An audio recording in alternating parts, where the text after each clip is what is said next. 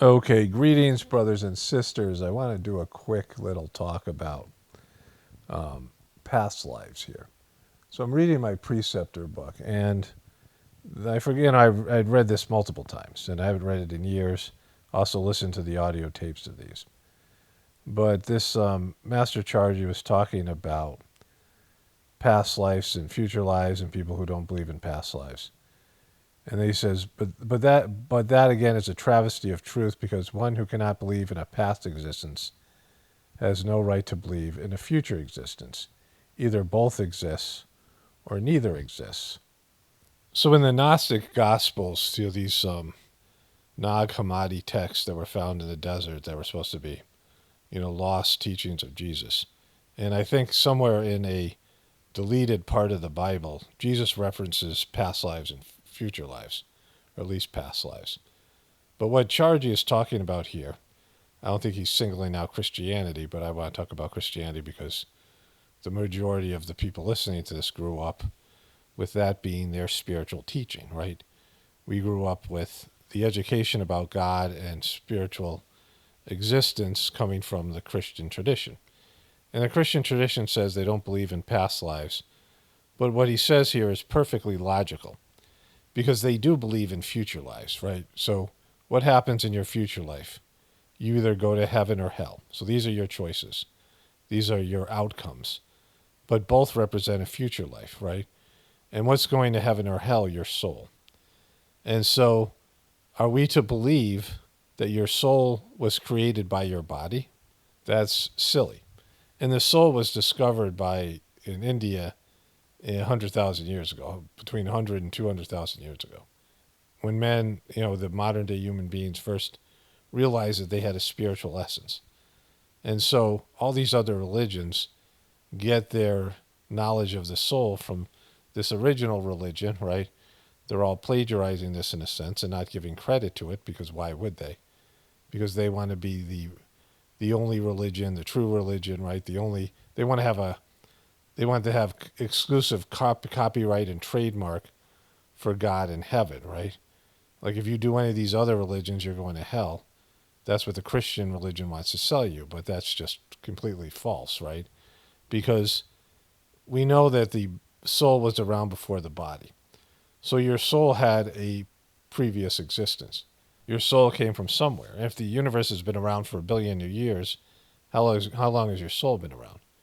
It was more likely created in the beginning because it's etheric, it's energetic in nature. So it was created at the start of the universe. So what has your soul been doing all this fucking time, right? It's waiting to have its one chance at heaven. It's just silly. See, they're selling you something so that you will only do their religion. They have warped the teachings of Jesus. They have changed them, they've edited them to create a monopoly over something where they're having you scared of one thing, which is hell, and tempting you with something else, which is heaven. And this is how religions, not just Christianity, exist. They're saying they're the only ones who can get you there, and you have to bow before their leadership and give them money and do work for them or do service or whatever it is, right? Pledge your allegiance to your religion, even more so than your country. You're supposed to, people would more easily die for their religion than they would for their country. And so in America's case, the religion and the country and the defending of the country all go hand in hand, like God and the flag and God and our government and all these various songs and the war song of the Star Spangled Banner and the flag and God and all these things. But they have nothing to do with each other, right? Because you have a past existence, because you have a future existence. If you want to claim there's no soul, then sure, if you're an atheist, then that you have an argument. If there's no soul, either there is or there isn't. But if you believe there's no soul, at least logically, you can say there's no future, there's no heaven, there's no hell, there's nothing before this, right? If that's what you believe, that's what you believe. You're wrong. I mean, in terms of, I think there's enough evidence to, again, not substantial evidence. I myself have had past life memories, and many of us have experienced familiar people like we feel like we've known forever after we meet them. Significant people in our life. We have been around people in our families and friends and things that are not all that significant, And then all of a sudden, as we go older, we have these significant people in our lives.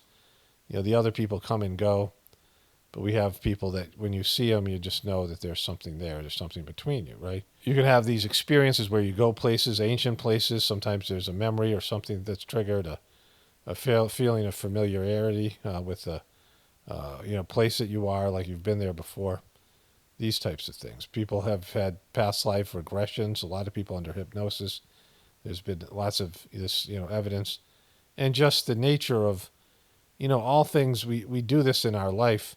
You see where you graduate from something, like someone who's been an addict for 20 years, and they kick their addiction, and there's just a movement. Like everything about life is learning and graduating and making it to the next level. That's how our school systems are. That's how our employment is. That's how our society ends up being structured around natural phenomenon. Before there was a society, there was a graduation, right?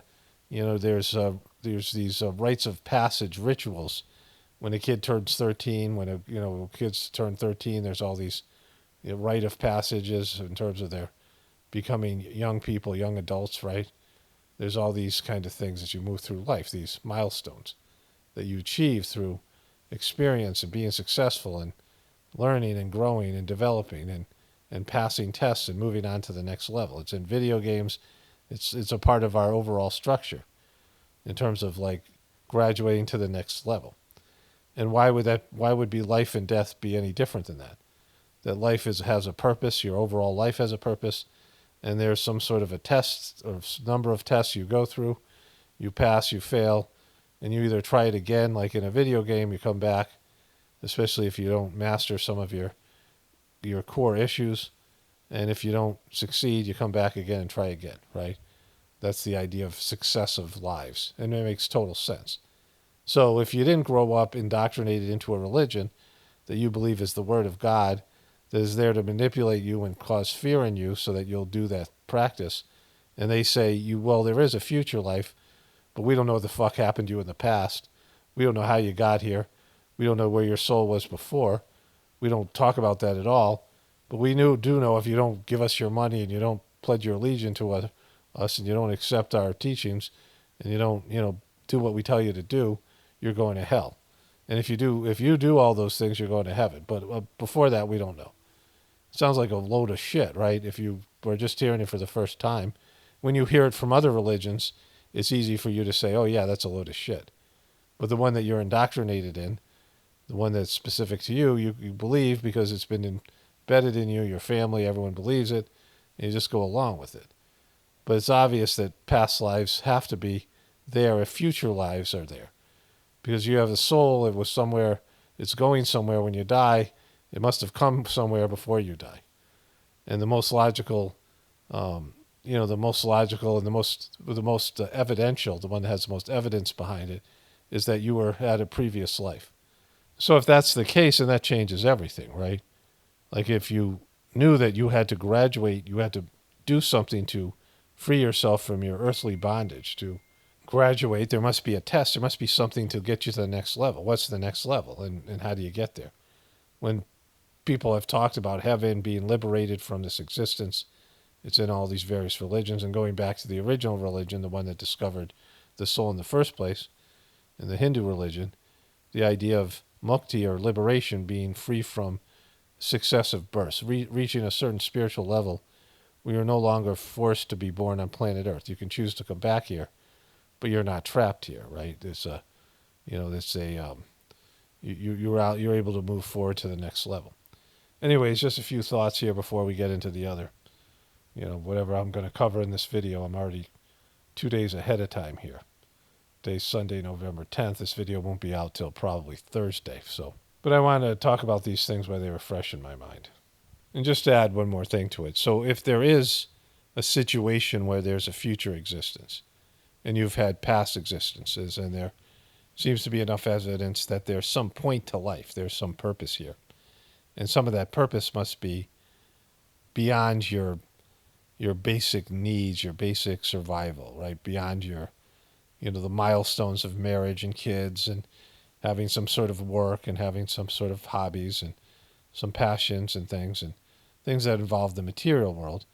but some things that would be beyond that and would lead you to a level of knowledge of God, since God is a big part of this, a big part of our life, that people have some, compulsion to find the true nature of their existence, to find the truth about why they're here, all these types of things, right? And so if there is a way to graduate, if the original discoverers of the soul are right, that there is there's some purpose to life in which you eventually graduate this, like any other school, like any other experience with any kind of activity, you move to the next level, right? You're a player, then you're a coach, then you're a teacher, right? These things, you go from being a student to a teacher, you go from being a child to a parent to a grandparent, and these types of things, right? But in terms of the spiritual world, there's some sort of graduation. Then you would live your life with this idea that you have something that you're working on, that there's some point and purpose to your life, and that you have to achieve something. And these tasks and these problems and these obstacles in your path and your relationship to the divinity within you and everything around you has some purpose. There's some reason for your existence.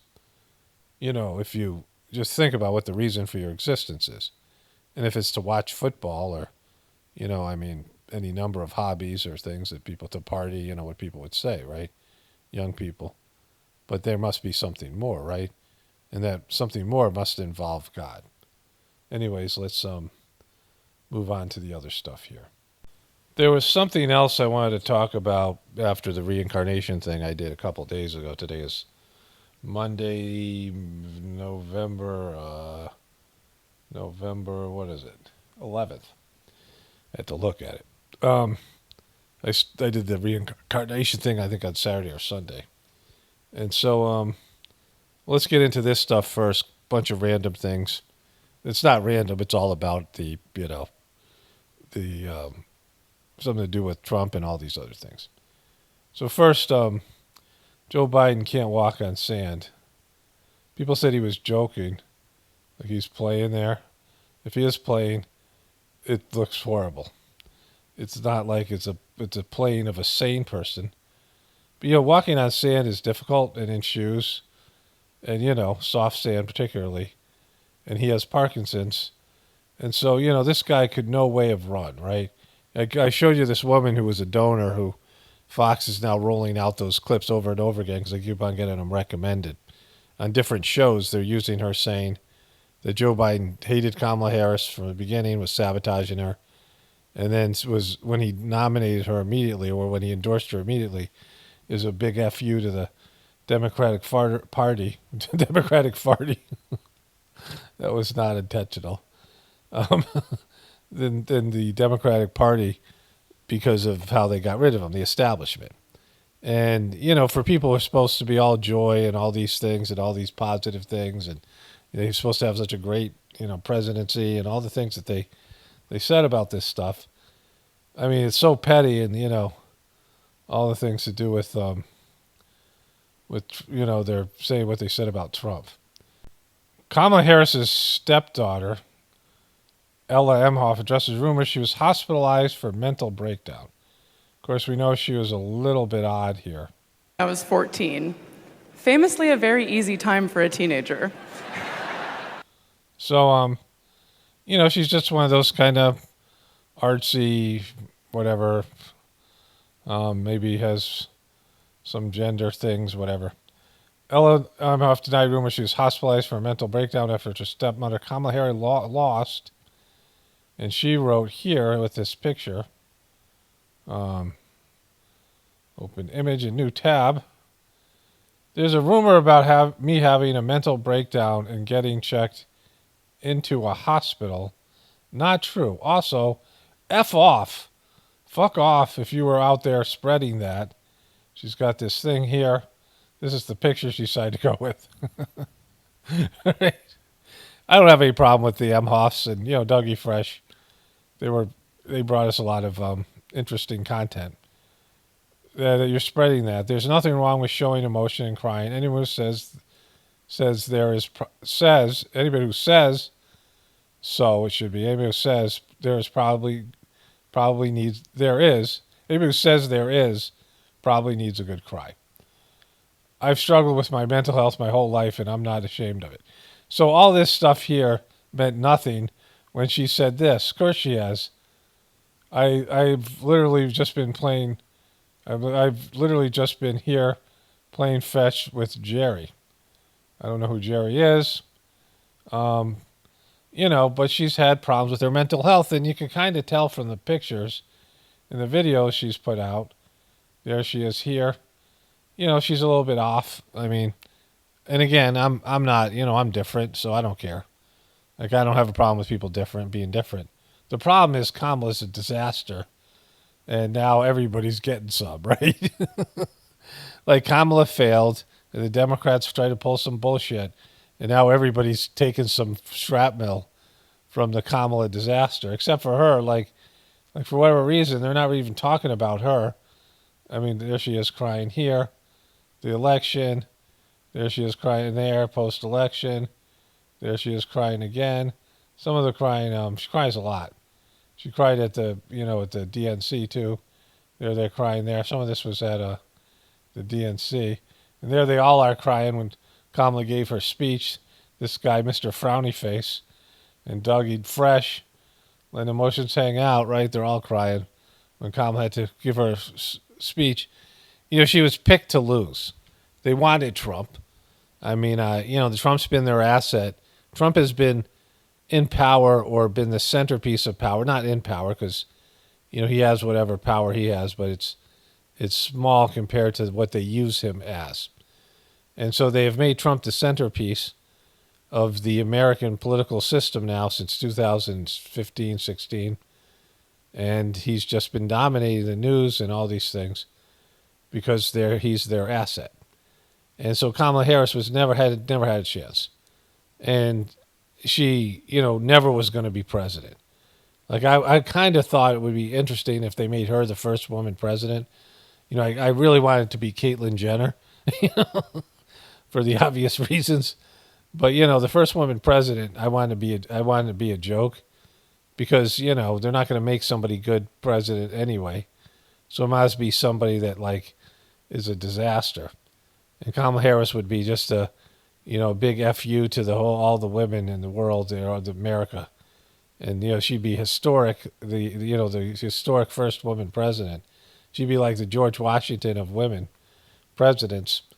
And yet, they weren't going to let that happen.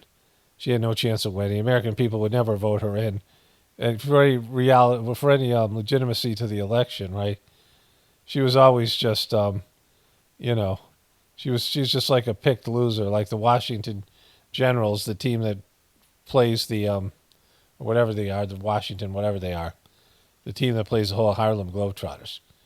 Trump was going to win. She, couldn't do anything about it, and she didn't. She didn't do anything that would have helped her win. So all these guys want to talk about Trump, but they really can't until he's president, right? Because we all know what they think he was going to do. And now he's either going to do it or not, right? Everyone's waiting to see what he's going to do. My last video, nobody really knows what he's going to do, including Trump. He might do some good things. He might do some bad things, probably a little of both. And either way, he's going to be blamed for the collapse of the system as the system collapses. I have some ideas of things he might do, like he might really, might be a good time to invest in crypto, which I'll get to in a bit, because he apparently made a lot of promises to the crypto people. But right now, it isn't a time to go after Trump, because, again, they've been doing it for the last 4 years and trying to sabotage his chance of winning, the liberal media, and now he won. And so there's a period of time between now. I just watched a sketch on Saturday Night Live where they were talking about what a disaster he's going to be, and then they all, talked about what he was going to do to his enemies, and they all pretended to have voted for him, which was actually kind of a humorous idea for a sketch. It wasn't great, but it was, better than Saturday Night Live usually puts out there. But now they have something else to attend to, and that's a blame fest. And I don't know how long it's going to go on, but I hope it goes on for a while. And so, Jen Psaki, what now? It has been a hell of a week. And I have spent the last few days thinking a lot about what just happened. And I'm sure you have too. She's just so frickin' stiff. The Hammer guy, he was really stiff like this reading and just not good at it. Like, it makes you appreciate how sucky some of these other guys are. At least even like Don Lemon's had some flow. Don Lemon's is horrible. Chris Cuomo's, but they have some flow. They don't read like robots. And she just doesn't get better, right? She just she has this cadence of just. I'm trying not to completely wallow in it, though. I'm trying not to completely wallow in it, like just so self-conscious. doing a little wallowing, I get it. I've been there too. I'm mostly trying to learn from it and think about what comes next, because right now is a time to reflect. or point the finger and blame. You guys are never going to reflect in the right way, because you're always going to think the American people are stupid and that you're smarter than them. And how do we get these stupid people to do the right thing? Like, that's the Democratic playbook. And the Republicans are like, yeah, they're stupid, but we'll pander to their stupidity. And we're glad that they're stupid. The Democrats are like, oh, we're trying to bring them up to our level of consciousness. The Democrats never realize that they're depraved. As more educated as they might be, even if they have higher IQs, they don't get that their way of being isn't the future. They're not they're not higher evolved than everybody else, right? Just because they're educated, they live in cities and they do fancy things or whatever it is, they're not better. Like, that's their whole thing. They think they're better, and they're never going to release that idea that they're better, right? That they're somehow, they're smarter and they know what's good for these people, because they don't, right? And the people are never going to accept their like Hollywood morality and this other bullshit that they're pushing out there. And it's not, it's not just the education part. It's the elitism of these people that think that somehow, because of their positions and their status and whatever, little world of success that they think they've created, that they're somehow higher than the stupid people that would vote for Trump. And as long as you approach it that way, and that they're going to have to bring in more people. But you know how they try to bring in more people?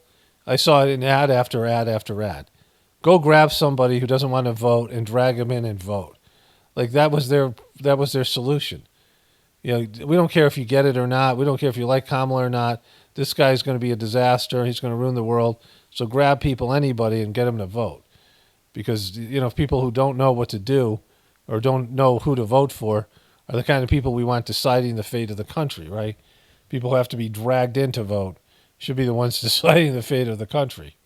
It's definitely a time to be humble, but it's also a time to be very, very curious. Okay, well, in what way are you being humble?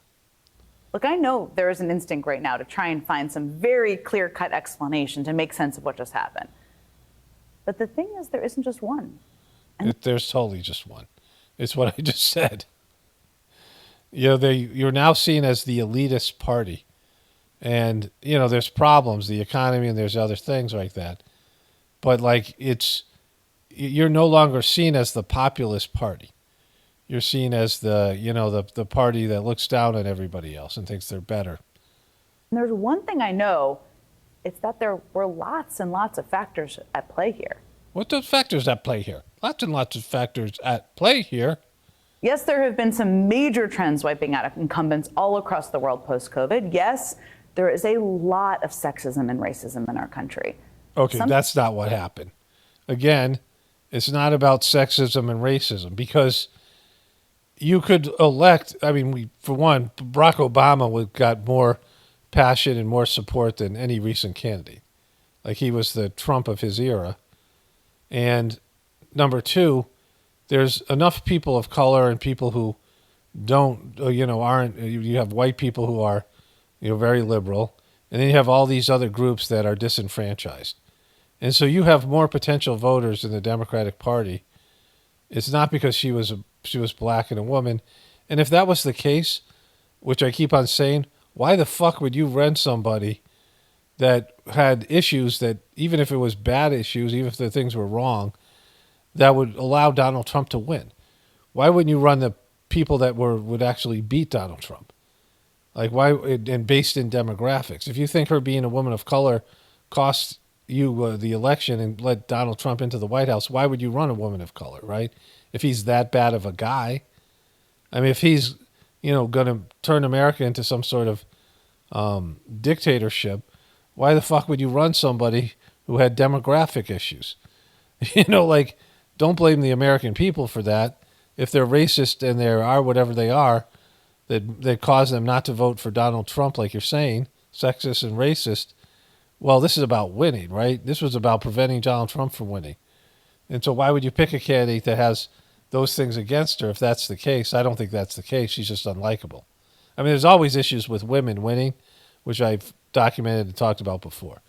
Women are held to a higher standard, and politics is largely, built for men. And so that when a woman comes in and tries to act like men, she is judged. If she's too soft, they run over her. She's considered weak. She's got to prove that she's tough and that she can run the military. And yet when she acts like tough, everyone thinks she's a bitch. So I get that there's a double standard here, and there is a legitimate double standard. It's hard for a woman to get elected, right? Like, you'd have to be just a woman with like just a magnificent personality, and you'd have to have like some kind of artistic way of displaying it, reducing it or being able to express it in an artistic form where, people would all kind of see it and just fall in love with you. But that's not Kamala, right? Something that definitely exists and something that can be frustratingly hard to measure. And yes, Kamala Harris ran a campaign in just 107 days. Because she couldn't win a primary. Everyone knew that she wouldn't win the primary. During those 107 days, she had some moments of complete brilliance. The debate and the Democratic convention. Yeah, you guys made up that she won the debate. She had that face. I show the face all the time. I show the face where she, let me show you the face here. So Kamala Harris was ill-prepared to run for president. She didn't do a good job in the primaries that she ran before. She wasn't much a part of Joe Biden's election, his running for president, because they were hiding him in the basement because of COVID. So she couldn't go out and campaign for him, and she wasn't very good at it. She wasn't a good public speaker. Nobody liked her personality, so they had to manage that. And they had a small window to create her as, this idea of electability when she wasn't before, right? They had a 3-month window. And so she was surrounded by handlers, people like Jen Psaki who were advising her. And she had, a debate prep team. And they didn't know how she was going to do in the debate because she had done so poorly in the debate. She got blasted by Tulsi Gabbard, and she had failed, to impress people in the debates. In fact, they got her up to 12% in terms of their pushing her out there. And then after one debate, she dropped down to 1%. And they all knew that. If I know it, they know it, right? They knew about her history. And, she couldn't go get on her knees and service America. Like I said, she was going to have to actually impress the American people. And the way Joe Biden performed in the debate, she had to come out like a resounding winner and look presidential against Trump, right?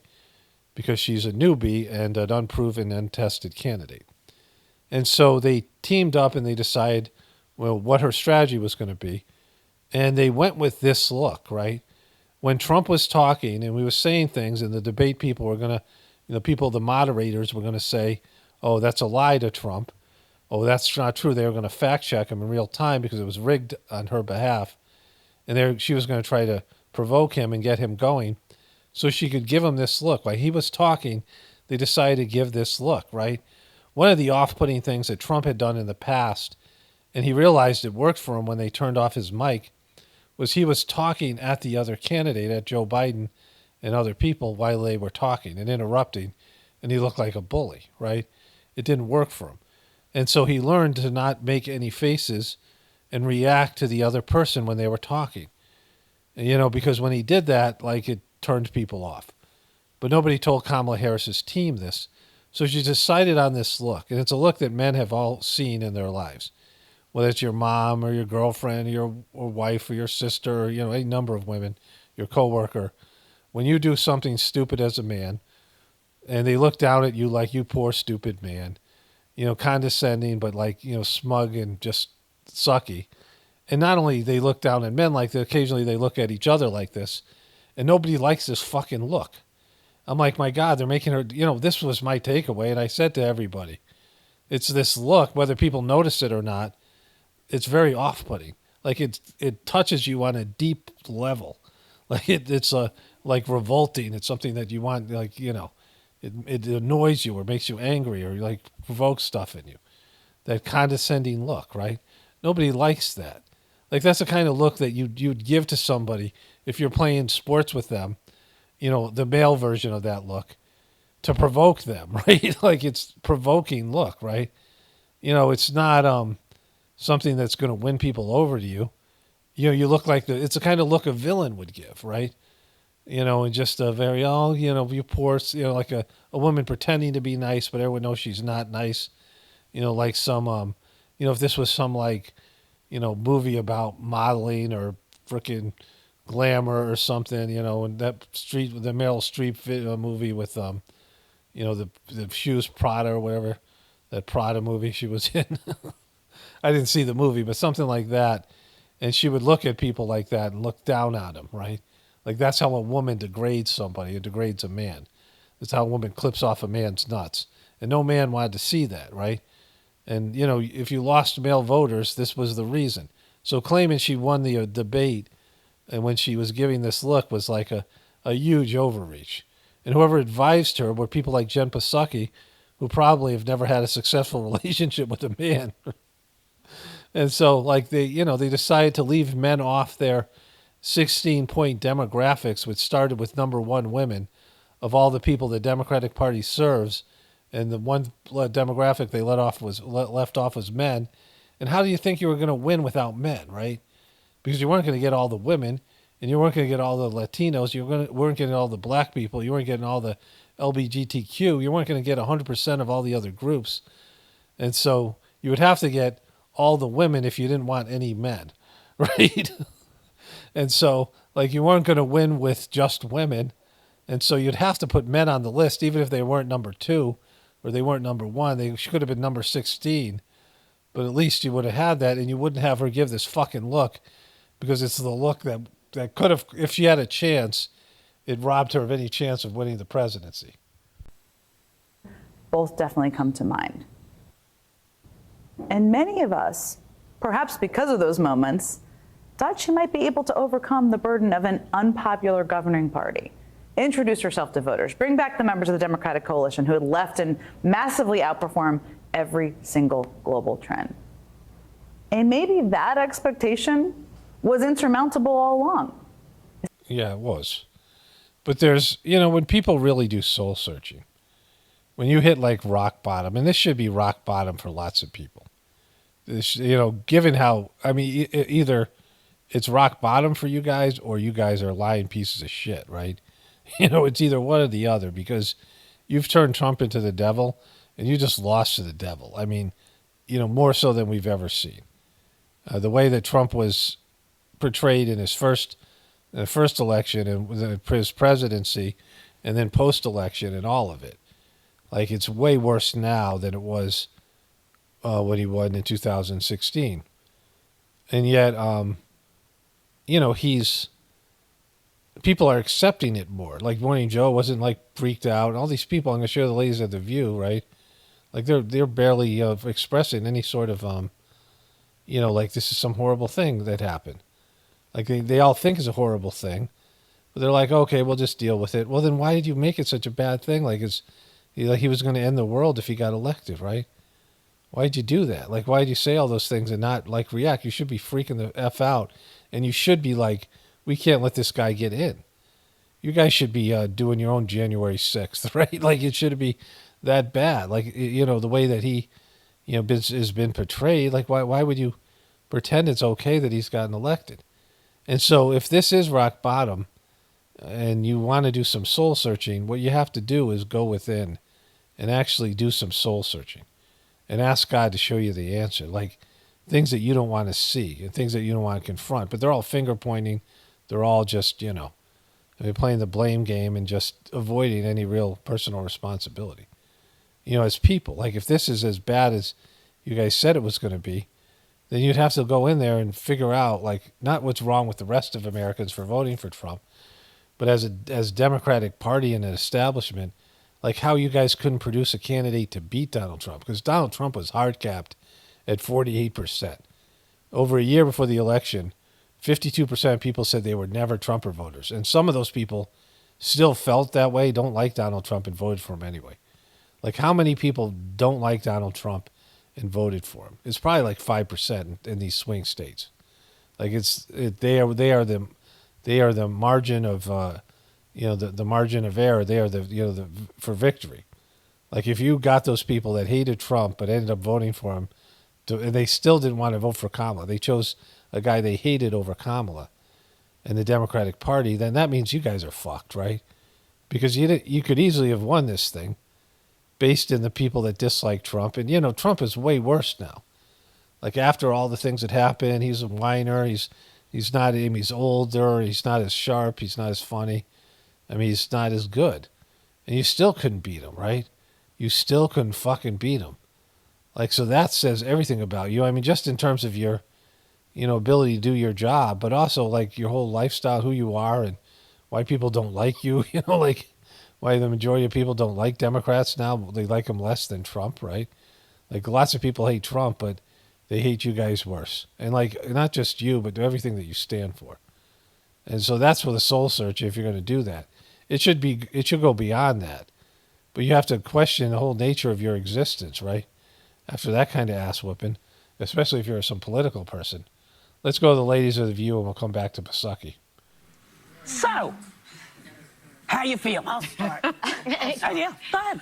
My takeaway is that the system works. We live in a democracy. What's happening? How do you get a bug like that? I'm editing, and how the fuck does she say the system works? I missed it the first time. I mean, I heard it, but I didn't, register. How do you say the system works if Trump is elected? And you said everything about Trump that you said. You said how great Biden was. You talked about how great Kamala was. All the things that you said, right? And so either you've been completely lying, which, is partially true, or exaggerating, which is also partially true.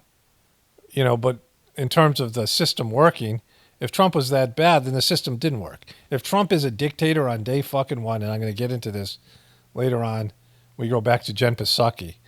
If he was a dictator in day one, you're going to hear me as I got a rant coming up about that.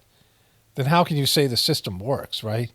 If Trump's a racist, I mean, like, then the system's broken. If you're electing somebody who, if you think about what they think Trump is, and Trump sucks. I'm not saying he's great, but what they think Trump is, they have, literally TDS, just like the Trumpers do.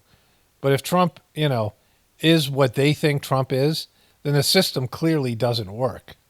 People spoke. This is what people wanted. I vehemently disagree with the decision that Americans made, but I feel very, very hopeful that we have a democratic system in this country. Okay, that's not what you guys said before. What are you talking about? Like, what are you talking about? Like, if Trump was as bad as they said he was going to be, and if Agenda 2025 is real, because there's some fucked up things in Agenda 2025, real fucked up things. And there's some real fucked up things that Trump has said. Now, I don't believe that, Trump just talks shit and doesn't, he just says things. A lot of times he doesn't remember saying them. And he comes back and forth on issues. Like, he's not passionate about any of this stuff. He's going to do stuff on the border because that's one of his things. Like, that's one of the things he takes pride in. And, he wants to show everyone how he can do a better job. There's a few things we know he's going to do, like the border's one of them. He's going to do stuff on the, immigration things. I mean, he might not do the getting rid of all of them because he can't. But the things he can do, he will. He's going to fire a lot of people because that's something he likes to do. I mean, it's a signature thing. You're fired, right? But other than that, we don't know what the fuck he's going to do. Like, he doesn't know. Like, I covered this in my last video extensively. We should value it. We should love it. We should protest if the situation arises that we need to protest, which I'm sure it will. So you're going to protest? Is that it? You're going to protest? What does that mean, Joe? Why do you protest? You get on The View and you whine to a bunch of women who watch The View. That'll change things. And I've been through this before with Nixon. It's been very difficult. But boy, oh boy, do we have a country if we can keep it. Yeah. Woo! Yeah. boy, oh boy, do we have a country if we can keep it. So that was, so that's your, that's your takeaway. There's sad whoopee. Back to Psaki. especially on such a short timeline. But beyond those structural challenges, we also need to be pretty clear-eyed right now about some hard truths in the results Okay, good. What are the hard truths? from Tuesday night. I mean, Donald Trump improved to share the vote with almost every demographic group. It's a fact.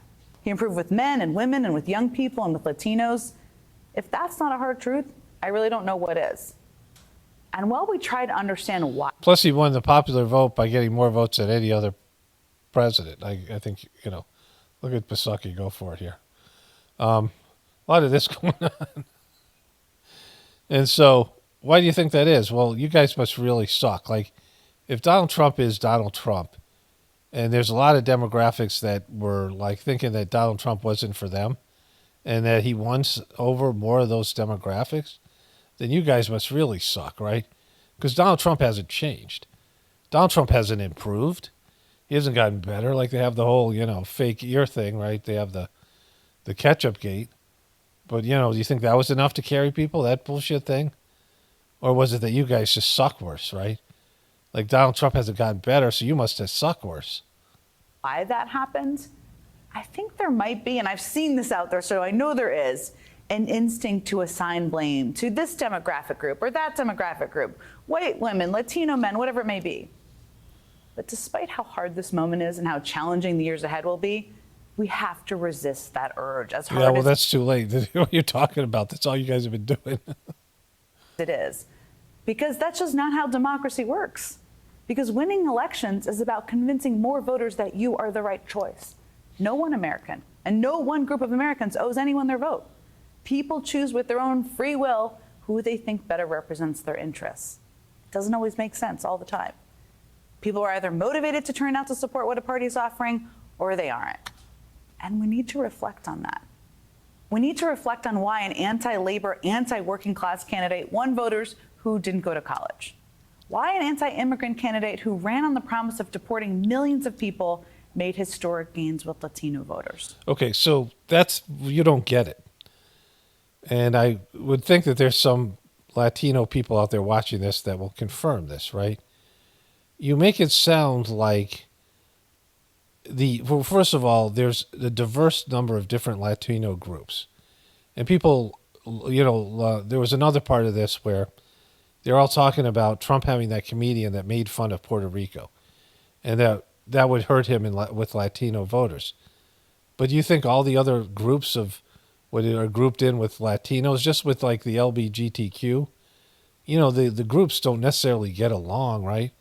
Like the lesbians, the L, doesn't get along necessarily with the trans women, right? That would be different, right? That would be difficult kind of a match. I mean, these different groups, they don't hang out together, right? There isn't like there's a lesbian bar that's just a gay bar. It has both gay males and lesbians in it. They have these separate places for these different groups, right? Puerto Rican people and Mexican people don't necessarily get along. Cuban people, all these different groups, right? And they, just like with Indians, people think that all East Indians, people from India, will all hang out together. They hang out with the group that they identify with in their own country. So you have the South Indian people, the Tamil people, Kamala's people, Kamala's mom. They'll hang out with other Tamil people, but probably not with other groups of Indians. I mean, they might, but they're quite different. They might all look the same to you, just like with all Asian people. It's not like the Koreans get along with the Japanese and they all hang out together, right? They have maybe some more similarities than other groups of people, but they're still, they're different groups, right? And so illegal immigrants are taking away jobs often from people who are residents, or Latin people who are here in America. And so they don't want immigrants coming in, right? Because they're going to take away their jobs because, they've earned their American citizenship and they have the ability to get paid higher wages and have benefits and insurance and things like this, where the guys that are coming in, people are coming in from these countries, are going to undercut their ability to make money. And so just because they came from these countries, maybe even they came in illegally, doesn't mean they want other people to come in, right? I mean, why would they want that when the more that come in and they're going to go to their communities, right? Like people who live in a Latino community in, Texas or something like that. When the immigrants come in, they're going to go to their area more than likely, and overpopulate that area. So just because they're Latino doesn't mean they're pro immigration, right? Like that would be silly to think that. Like you wouldn't think about this in a more complex way. That maybe these people have their own opinion about legal immigration because, what if they migrated here legally? What if they got into this country legally and they went through the whole difficult process, and then these other people come in and take their jobs? Do you think they're pro-immigrant? No, of course they're not. And so, you guys don't even know how these demographics function, and you guys are supposed to be the party of the big tent. Like, you're supposed to know which these different demographics function. There's a comedian, I think his name is Paul Provenza. He was a Mexican comedian. He was talking about how that Guatemala was Mexico's Mexico. The way that America feels about Mexico and Mexicans, the Mexicans feel about Guatemalans. They come in and do the jobs that Mexicans don't want to do. Things like this, right? I mean, it's, these places, these cultures have their own, way of viewing things. And you just can't lump them in all together and campaign to them thinking that they're all the same and they all want the same things. Like the Democrats, that's what the Republicans would do.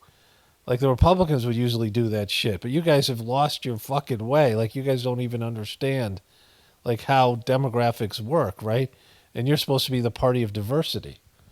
Okay, just went to bring my dogs in here. They were out in the other room. There's one more thing I want to say. It looks just closed eyes here. Dems to look to chart a path forward after Trump victory. There is a big difference between first-generation immigrants, second-generation immigrants, which was my mom and my dad, and third-generation immigrants. My grandparents were the first-generation immigrants. My mom and my dad were the second, and then I was a third, right? One of my co-workers was Irish and Polish. I mean, Italian and Polish, and her grandmother's Italian, said, I'm Italian, your mom's Italian-American, and you're American-American. And that's how it works. After 3 generations, really after 1, you identify more as an American. And it's the same for, if somebody moves to New York from North Carolina and gets married, and after 3 generations, the kids are growing up completely as New Yorkers. They don't remember their North Carolina roots or whatever. It's just how it works, right? And so all these demographics, you have to look at them like that. And that many of them, have integrated into the Republican Party, say, and they're more conservative. A lot of these Latino voters are very Christian, right? And so you guys, pushing this agenda, you have to look at all parts of these different groups, right? In which the group that was about diversity should naturally do. And why a country who ranks democracy as one of its top issues, including in the exit polls, elected the guy who promised to be a dictator on day one. And once because no one bought that shit. He didn't say that. You guys twisted his words, right? You guys can't, you got to differentiate between your own spin and your own bullshit. You're still pitching that shit, right? First of all, he did say some fucked up shit. But he didn't say that he was going to be a dictator. He didn't really mean that the way that you guys portrayed it. And the stuff that he did say that's fucked up, half the times he doesn't know what he's saying because he just goes out and wings it.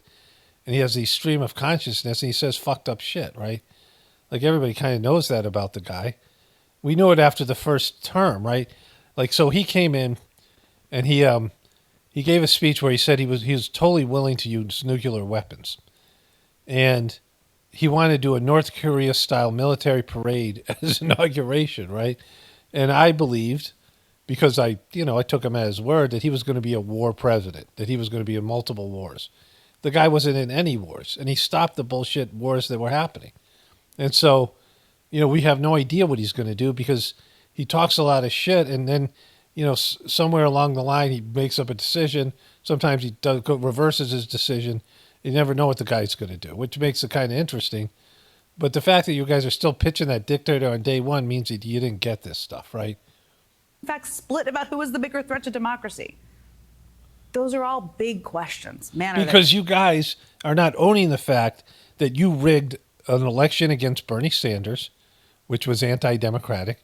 You rigged a second election against Bernie Sanders with Joe Biden. You did it with Hillary Clinton out in the open. It's all out there. Everyone saw it. You guys didn't even deny it.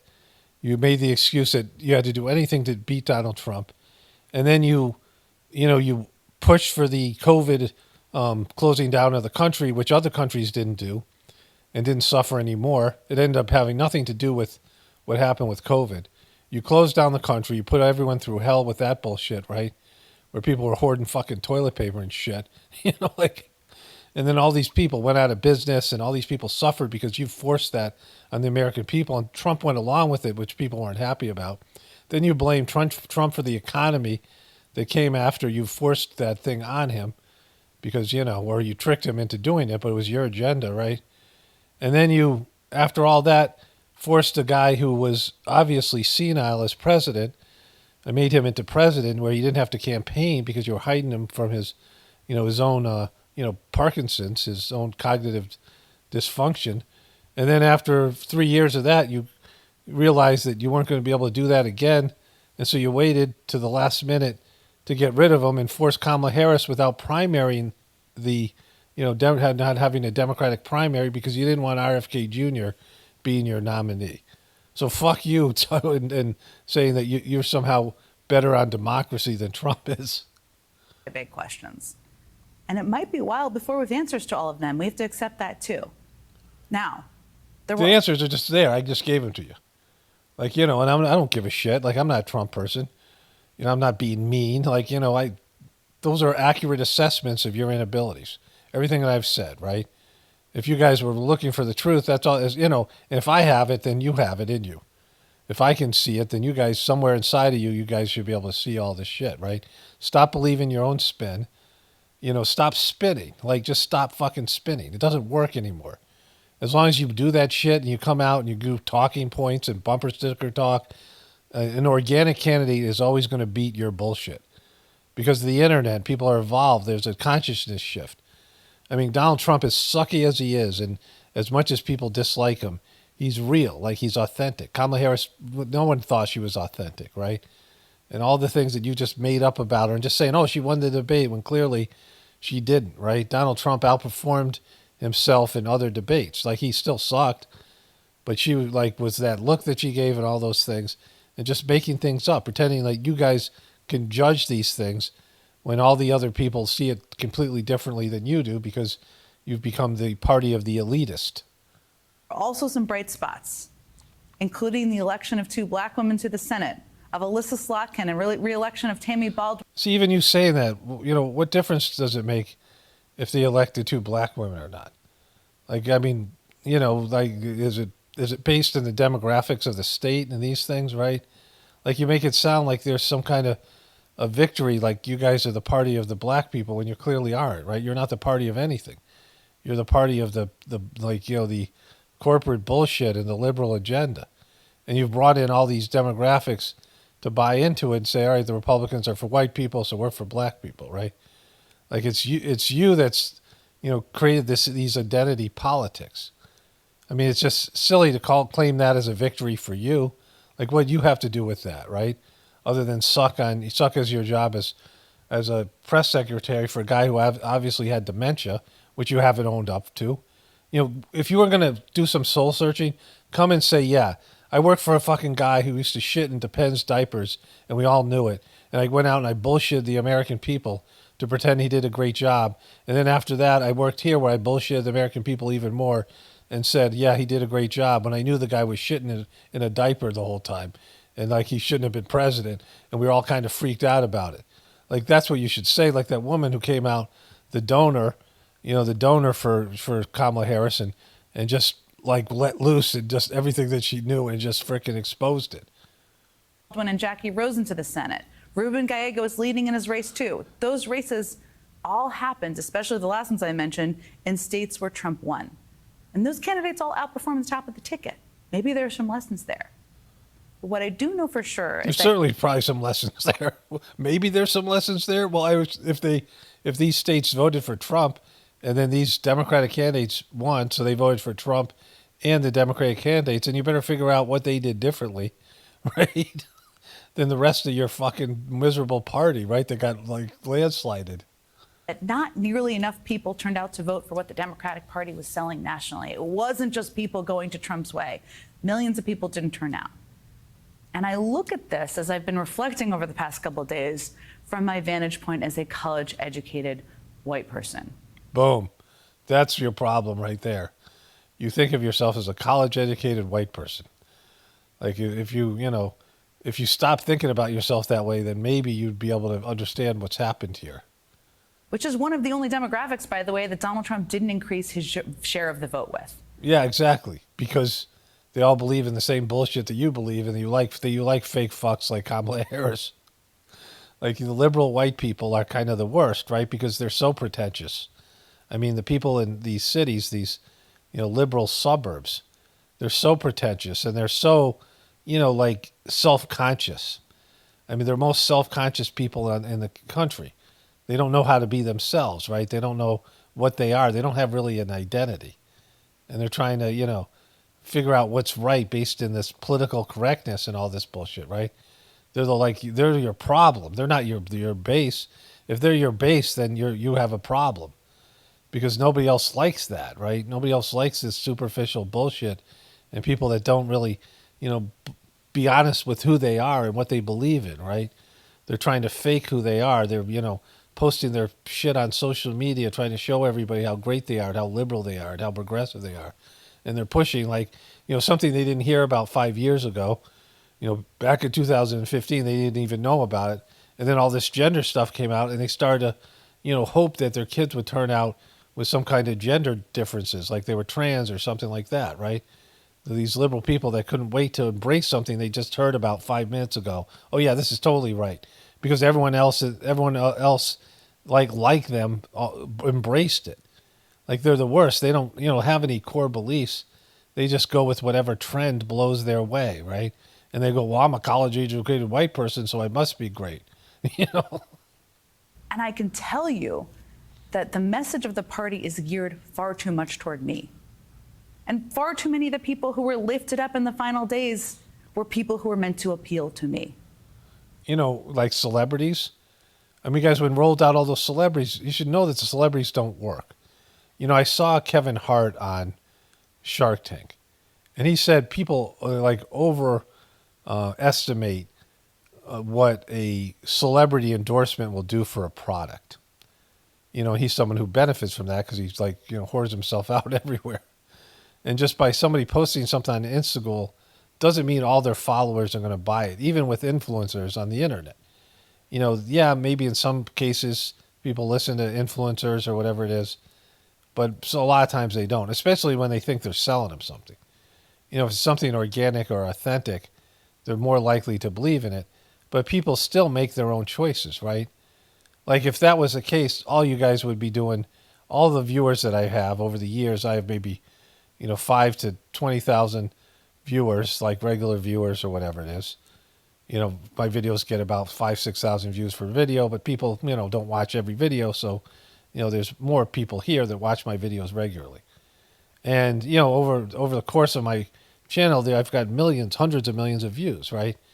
And some of the people like me and, whatever, they listen to what I have to say. And so all of you who think that I have something worthwhile saying would do the Sajmarg meditation I do if you thought, if influencing was a real thing, right? But you don't think it's for you, and that's how people are. There's people I go to for medical stuff and people who I like for different things. But if they start recommending things that I don't want or don't apply to me, I'm not going to go take them or buy them, right? It's just that simple. You guys don't understand shit, right? Like you can tell they don't understand anything about politics, and they do this professionally. Look, I happen to believe that Donald Trump is a major threat to our democracy. I believe that as much today as I did this time last week. Okay, then why aren't you saying don't let this motherfucker in? Like that's what we would want you to do. Try to stop Donald Trump from taking his seat as president. He's a convicted felon. That he's a convicted felon, which they're not supposed to even vote. And so there's a reason for that. You have the big January 6th thing Why don't you guys stop this guy, try to have a coup, instead of pretending you love democracy, and try to stop him from taking the presidency? The same way that you guys claim he did, which he really didn't do. He's just a bumbling idiot, and it just played out that way because he got worked by you guys, or the people that handle him, not you guys, because you guys aren't capable of that. But why don't you guys stop him? That would be interesting as hell. I would love to see that, right? Why don't you guys try to stop him from being sworn in as president because you think he's going to be a dictator on day one? You're saying this guy is a potential Hitler, and you're not fucking going to stand up and fight this off? Oh, we believe in democracy. We're just going to hand over our government to this Hitler. Like you guys are saying, he's a fascist. Kamala Harris said he's a fucking fascist. He's like a Mussolini or a Hitler or any number of these dictators. You're saying he's a dictator. Any of these bad guys, and you're saying you're just going to willingly hand the government over to a fucking dictator, right? Like, show that you like have a set of nuts or something. Like, stand up for what you believe, right? Like, some of you guys own guns. I mean, like, I don't know. Something, slingshots. I don't know what the fuck you guys have, right? I mean, you got fucking, I don't know, nail polish and shit. You go out there, do something with that. But, it's take a stand, right? Take a fucking stand in what you believe. If somebody's going to be a dictator and you're just going to sit back like a fucking bonus hole and just let him waltz into the White House, if you really believe he's going to be a dictator on day one and he's going to roll out Project 2025, which is a real fucked up document that has some fucked up things in it, and certainly, some of the things he said are like, kind of scary, like martial law type stuff and stuff he might implement. And so you guys believed in what you believe in as much as Donald Trump and his people believe in Donald Trump, then you would actually take a stand on this stuff, right? No, we'll just let him go. He's a dictator on day one. So what? I guess we got a dictator now. Jesus, you guys elected a dictator. I don't know what to do. I guess, we got a dictator now. Is a threat, a dire one. So is authoritarian leadership. I believe that in my bones, and I believe it's what we're facing. So you believe something in your bones or your boner? No, you believe something in your bones. You're attributing consciousness to your bones. I believe it in my bones. Well, do you have a center of intelligence in your bones? Well, there's the marrow, yeah, but do you think your brain's in your marrow? I believe it in my bones. My bones know shit like this. My brain, sure, my heart, sure, my gut, but my bones, that's where I really make my decision. I always go to my bones whenever I need to make a decision. But clearly that message didn't connect with enough people. It's not a message. What do you mean? It's that? What are you talking about? That being a message, right? Like if he's got a mandate. You have a guy that you guys think is going to be a dictator on day one and a fascist, and hey, he got a mandate, right? Never mind the message. Like, what does that say about you guys? Like, how bad do you suck?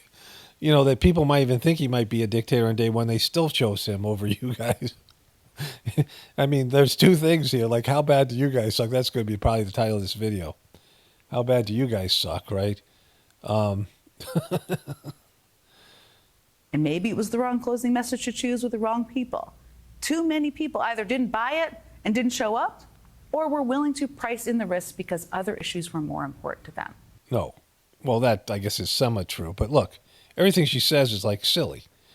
Because nobody believed you because you're inauthentic. And you were desperate. Like, we could see you were going to lose because of the way that Kamala Harris started to, like, she called him a fascist. Like, her calling him a fascist had no bearing on anything. Everybody knew who Donald Trump was. And everyone had an opinion of who he was. And he had gotten worse. And he had gotten more whiny. And people had, felt like Republicans and Trumpers had felt like he let them down by the way he did Operation Warp Speed and the way he got worked on COVID. I mean, I personally thought, he was a very enjoyable president until COVID hit and he got worked so bad. I've never seen a guy get worked as bad as Donald Trump got worked by you guys or the powers that be about COVID and these other things, right? But we all knew who Trump was. So you had to define yourself as something, like just anything. Not just some person who leaves bullet points and talks in bumper stickers and then rolls out different, throws shit up against the wall. And when things got bad and you realize you're going to lose, she comes out with, I think he's going to be a dictator. Nobody was listening to you guys. They tuned her out by then. And she's not someone who's authentic. No one believes people like that, right? Like, you have to build people's trust and show them, not just a bunch of stories about how, you saved this person or that person, what you did as a lawyer and all this bullshit you made up about a resume. Like the same thing with your fucking running mate. Like that shit was all ridiculously stupid, right? I mean, the WWE shit that Donald Trump did was at least entertaining and kind of a little bit funny. As fake as that was, and as stupid it was, and as remedial it was, at least it was better than the fake bullshit that you guys rolled out. And the answer to that failure isn't to say fascism doesn't matter. It does. Or to say Wait, everyone... fascism matters? Fascism matters? who didn't vote for Harris is to blame for not hearing or understanding the threat. It's for candidates to rethink how they prioritize what they talk about moving forward. It's to rethink how they engage moving forward. You guys don't need to rethink more things. You guys think way fucking too much. That's the problem. You guys look at the polling data, and then you're just going to come out with a more stale candidate. Oh, you can't say this, or you can't say that. You're going to offend these people, or you're going to offend those people. See, Donald Trump doesn't give a shit about that. He doesn't care who he offends or not. He just talks, and that's what people like, right? It's real, whatever it is. He does offend a lot of people. You're going to offend people if you're going to be a real person. You're going to have real opinions, and everyone has their different demographics, and everyone wants a bigger slice of the pie. And if you give one slice to one group, you're going to take it from another group. Like, that's how it fucking works, right? But you guys overthinking things and adding more thinking. Okay, we got to now, like, we got to think about all these other things because we thought about all these other things to begin with, but now there's more things to think about. And then you end up rolling out a candidate who can't say shit and be a real person. Like, just produce a candidate. You guys haven't done that in years. Maybe Bernie Sanders, even though he's kind of weird, but he's at least Bernie Sanders, right? Everybody else is just some, as a construct. They're not a person. They're a construct. Forward. Do that Joe Rogan podcast, by the way. Part of the answer is to stop diagnosing. Yeah, she couldn't do the Joe Rogan podcast because she would have had to have a conversation. I would have loved to see her do it. She should do it now. Now she has nothing to lose. She should just go on and do it just to see what it would be like to do that. Because he wasn't going to ask her gotcha questions, but she was going to have to deal with some of the things, right? And, she can't just bullshit that she didn't think Joe Biden was senile. But she can't come out and say, I supported a senile guy for 3.5 years and I didn't speak up for it, to the, powers that be and come out and be a whistleblower and say, this isn't okay. This guy's senile and I'm not okay with it. Doing what George Clooney did, a little bit too late. But after 4 years of this guy's mental breakdown is, Parkinson's, and say, we have a real problem. Our president, the guy in charge of the nuclear codes, has got cognitive difficulties. You guys all should say that, right? And say that you covered it up and that, like, you are part of the problem. And then you should quit your fucking jobs because you suck. Like, it's a horrible thing to do. like you should really be canceled for doing that, right? To start listening. And this week I thought a lot about the first presidential campaign I did in 2004. It's not exactly the same at all, but there are some lessons here. For one, it produced an outcome that also made very little sense at the time. It did not make any sense that the country chose a man who had started a deeply unpopular war in Iraq over a decorated Vietnam War veteran who had spoken out against it. Okay, so you don't get how bad a candidate this guy was, John Kerry. And, she's part of the problem because she must be one of these people sitting in the room trying to figure out what the voters need to hear and crafting a message. Like, that's what she's doing here. That's why she's so stale and stiff and not, like, you aren't a real person. Like, you don't have a real identity on this show, right? You're not like, just being yourself. Like, I don't know if she can be herself. Like, most of these people can't because they've just created this, all these people in America who are, they post things on the internet and they take 100 pictures for that one perfect picture. And they're creating these, false narratives about a person that they're creating using filters and things to make themselves look better. And just be the fuck who you are, right? I mean, this is a time for truth. Like the first stage of the collapse of the system and, a time of reckoning is just all the truth comes out, right? When anything collapses, all the people, like you can see this in a team, right? It happened with Micah Parsons, the linebacker for the Dallas Cowboys after they got shellacked by the Philadelphia Eagles. And their offensive coordinator is now their Eagles, the former Dallas offensive coordinator is working for the Eagles, right? And he produced he was blamed for a lot of the shit by the coach. And Micah Parsons came out and said his coach was just like a total piece of shit, right? He said, I don't care where that guy goes, right? And he just crapped all over the guy. And that's what happens when losing happens, when things break down. It's happening right now to your party where everyone's finger pointing. You talked about how you were a party of joy and Kamala Harris was running on joy and positivity and how she and Joe Biden just loved each other and they were so successful. But, whatever bullshit that you rationalized that she had to run against him because American people didn't agree with the fact that Joe Biden thought he was a great president and that he had a bad record and the country was in a mess. And so now you guys are finally telling the fucking truth a little bit about other people. You're telling the truth about other people that you think sucked and caused the collapse of the electoral process. But it's all of you guys. It's your whole party. It's your whole way of being, right? And not that the Republicans are better, but like Donald Trump is real, like he's authentic. And like that's just a step in the right direction. As bad as he is, at least he's like Donald Trump. Nobody knows who fucking Kamala Harris is. Nobody knows who Jen Psaki is. You guys are just these constructs that you put out here, these carbonized constructs, right? And so I don't even know what that carbonized mean word, but you could take it, just in the context I used it. I think I just made it up. But whatever it is, like that's what you guys are. But they did. And it left the Democratic Party with a huge leadership vacuum at the time. Turns out vacuums can be a good thing sometimes. I mean, 2 years later, the country rejected George W. Bush's failed presidency, which it was, and Democrats won back the House for the first time in 12 years, making Nancy Pelosi the first female Speaker of the House. And you think that's a good thing? That's part of the problem. Years after that, the Democratic electorate, after a hard-fought primary with very good candidates, chose a black man with the middle name Hussein over the party establishment candidate as their nominee. And the country chose that same man, Barack Obama, to be their president twice. I traveled with him. And so this is the thing. So you don't think it's that bad to have a dictator on day one if you get an Obama in 2028. Is that what you're saying? It's okay to have a dictator on day one, a failed president, a piece of shit, and you guys can work against him and make sure he fails even more so you guys can install one of your puppet pieces of shit that's fake and not who they claim to be. Like that's how it goes back and forth, and that's the whole problem. Like it's about who you are as a fucking person, right? And what politics is, which is all a bunch of like lies and deceptions and narratives and false promises and pandering to dumb people and telling them what they want to hear because they can't decipher and see through you because they're on a lower level of consciousness. Like that's the problem. Like what's the solution? Like the democracy has failed.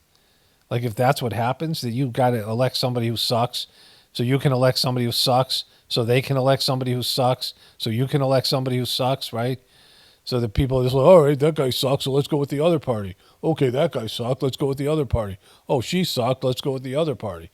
Like you go back and fucking forth, just sucking. Who can suck worse, right? Who can be the party that isn't sucking right now or that isn't in power that's sucking? Like that's your whole political view? To nearly every event he did on both presidential campaigns. And I can tell you that he won by throwing out the playbook and showing up for years to places people didn't expect. Even when he was running for Senate, he was all over Southern Illinois. He won by being fearless. He was fearless. Refused to accept the notion that the country would only elect someone who looked or sounded a certain way. He did it by believing that, yes, we can as a country. He didn't believe that. He was the worst he crushed whistleblowers, and he was a CIA shill, right? Like, the problem is that these guys will always lie. I do this all the time. Like, I watch any news piece, and I can call them on their bullshit because their bullshit's so obvious because they have such a narrow bandwidth of truth, right? What's truth for them. And I could go to everyone, Morning Joe, CNN, any of these shows, as they talk about the election and see through their bullshit because it's so easy to see through their bullshit and call them on it because they suck that bad. Like, it's just who they are, right? Like, they can't, grasp the truth because if they did, they would be kicked off the air. Someone would say, get down, you're not. If somebody was real, that's why everyone goes to the internet now.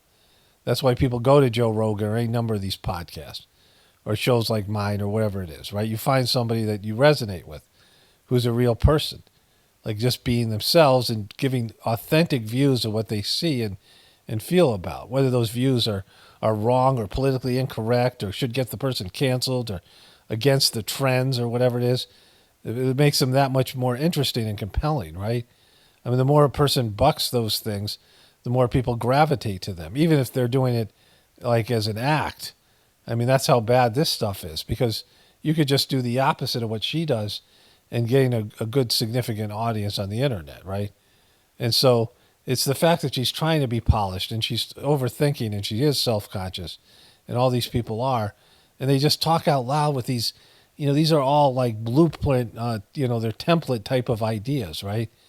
Like this, it's just things that people say who do these kind of things. They come up with the same answers and the same conclusions time and time again. They're wound up like one of those toys with a freaking key in it.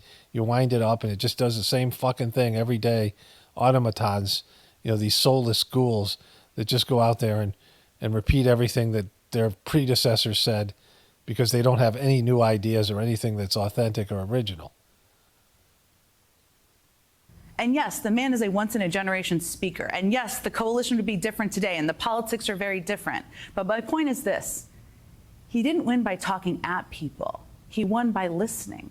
He won by listening to the country and charting a new path fearlessly forward based on what he heard. That's fearless is just one of you guys' keywords. Like, it's a word that you guys use. They used it for Kamala. It was used in her DNC, when they were rolling her out, that she was fearless, right? You said she was fearless. You talked about her being fearless, but now she's not fearless because she fucking lost, right? Like, that's the problem. Why did you call her fearless? Because she, when you were going to take that back immediately after she got beat by Donald Trump, like you're taking back everything you guys said about her. Well, it's because you guys lied and you bullshitted. He won, so he's fearless. She lost. She was fearless until she lost. So I know you're feeling confused, upset, pissed off. You want clear answers. And I am sure you're feeling exhausted. I totally get it. She gets it. I'm listening. I'm listening like Obama did. But as painful as it is right now, even in the midst of that exhaustion and anger that you're feeling, again, understandable, it's important that we don't fall into the trap of believing that things can't get better, that we can't get to the other side of this. Because that's your whole point, that you're thinking that only you guys can make things get better. Only your worldview. Why didn't your worldview work with Biden? You were a Biden person. You were his press secretary. Why aren't things better now after Biden? Why? Because his policies didn't kick in yet? No, you guys forced the closure of COVID, the closure of our economy. The first time in the history of America where the economy was secondary to something. Anything that happened before is like, the big event that happened in 2001, George Bush did. Everyone needs to go shopping, right? Our enemies are trying to take away our lifestyle. Anything that happened, World War II, our economy boomed. We were actually, war is the worst thing.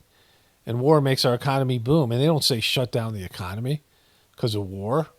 No, like even if people are getting bombed and shit, no, go out and shop. Even if they get a few of us. Some of you guys will get a pair of shoes on a fucking sale or whatever, right? There was never any sense of let's close down the economy. And then something that was just, a mild, it's a tough thing. I got COVID, like it sucked. But the only people who were dying was the ones who were put on respirators or people who had lost their immune systems, right?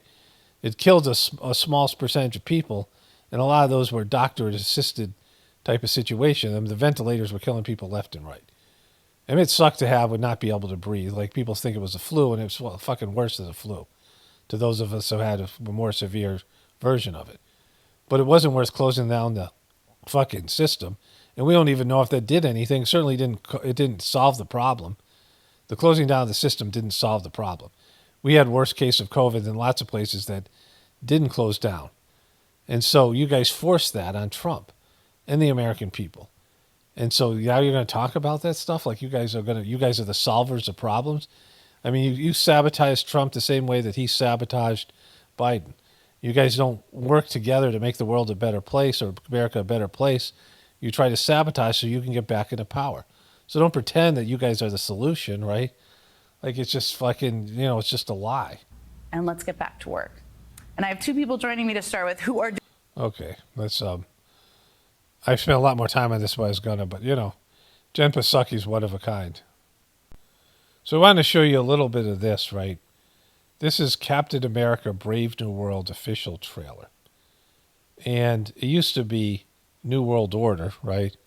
And then they were talking about New World Order. Now it's Brave World New World, which, of course, is from the Brave New World book.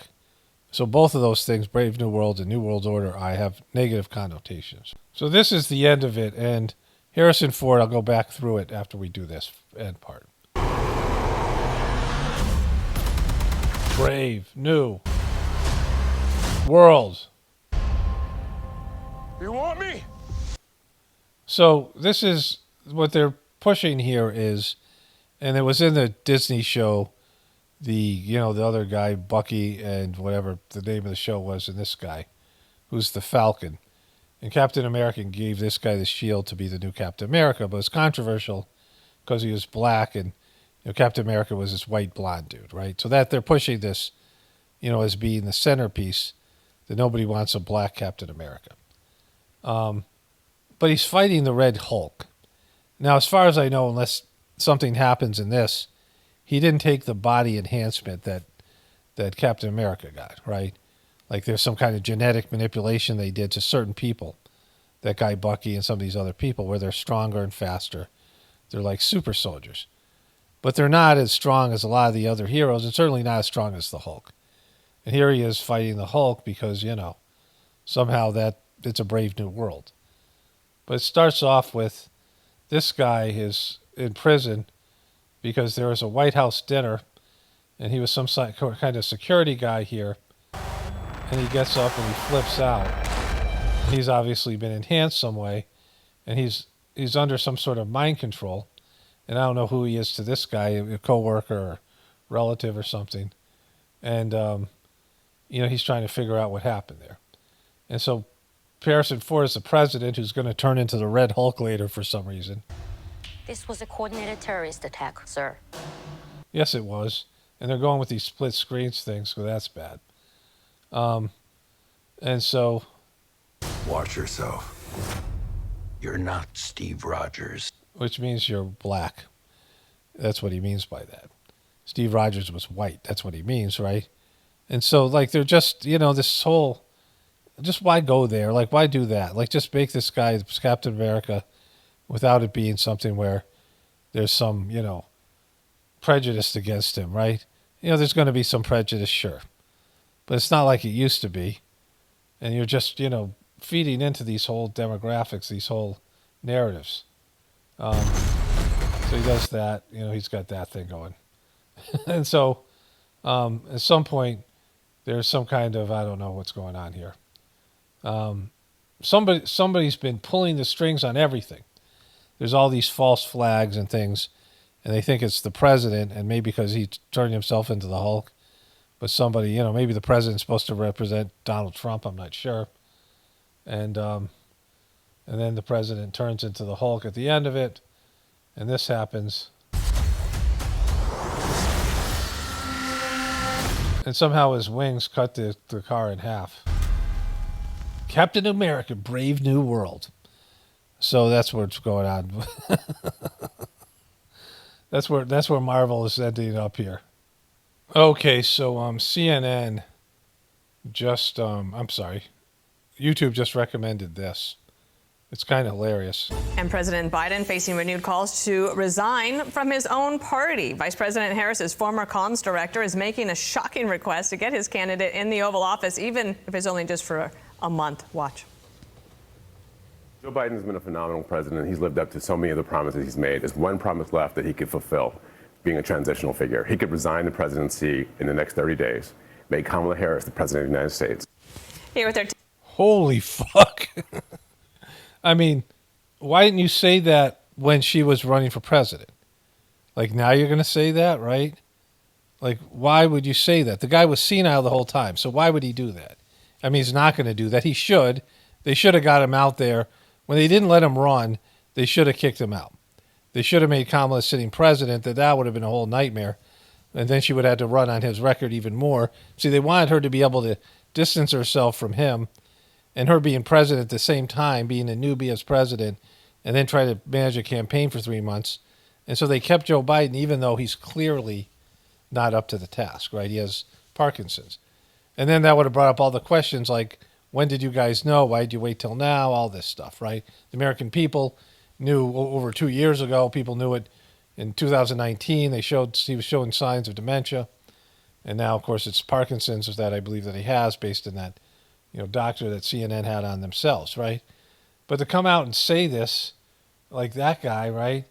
Jamal Simmons, like, holy shit. And I got to go to CNN and see if I can find this piece to see what he said, what they said. Okay, so here it is. This is not CNN. This is Australian News. Copied it, right? But here. Phenomenal president. He's lived up to so many of the promises he's made. There's one promise left that he could fulfill, being a transitional figure. He could resign the presidency in the next 30 days, make Kamala Harris the president of the United States. Whoa. It would absolve him Whoa and wow. from being able to A little laugh. having to oversee. Look at their faces. Look at their faces, right? This guy's a Republican. And she's like, what? And like even Dana Bash cracked a smile with her Joker smile. January 6th transition, right, of her own defeat. And Of her own defeat. That she would be in charge of the January 6th decision of her own defeat. And it would make sure that it would dominate the news at a point where Democrats have to learn drama and transparency and doing things that the public want to see is the time. This is the moment for us to change the entire perspective of how Democrats. Like, no, none of them are taking him seriously. This has now jumped from an internet meme to a Sunday morning show. Jamal's out here right now. Congratulations. Season of House of Cards. Okay, so back to Fox News here. United States. Here with their take on that, Kennedy and Jimmy Fallon. I mean, Hey. why would you even suggest this? Because she didn't earn it. She lost everything. He was her comms director until last year, but the fact that she was employing this kind of person and having them around her, that's why she lost. Yeah. It's like kind of idiotic people with bad ideas. Well, I think he just wanted to pop personally. Of course Biden's not going to resign. The only reason to get rid of him is that he has Parkinson's. You'd have to have a medical condition and have to force him out. They're not going to do that. And it would be stupid for Kamala Harris to go in there and be like a backdoor president just for the lame duck 4 months. And I don't know. Maybe she'd want to do that, but it's a silly idea. Like they're making this sound like all the CNN people were clearly, this is just completely, clickbait thing. But they didn't put it up. Like CNN didn't put it up there so other people could see it. But everyone else grabbed it, right? Sky News and Fox News grabbed it. The guy should go, but he's not going to because, that ship has sailed. And he's not really running the country because he's got dementia. He's out on the beach. Can't even walk down the beach, right? And so, it's all handled. And then they'll roll Trump in there because, Trump is, let's get into the other stuff here.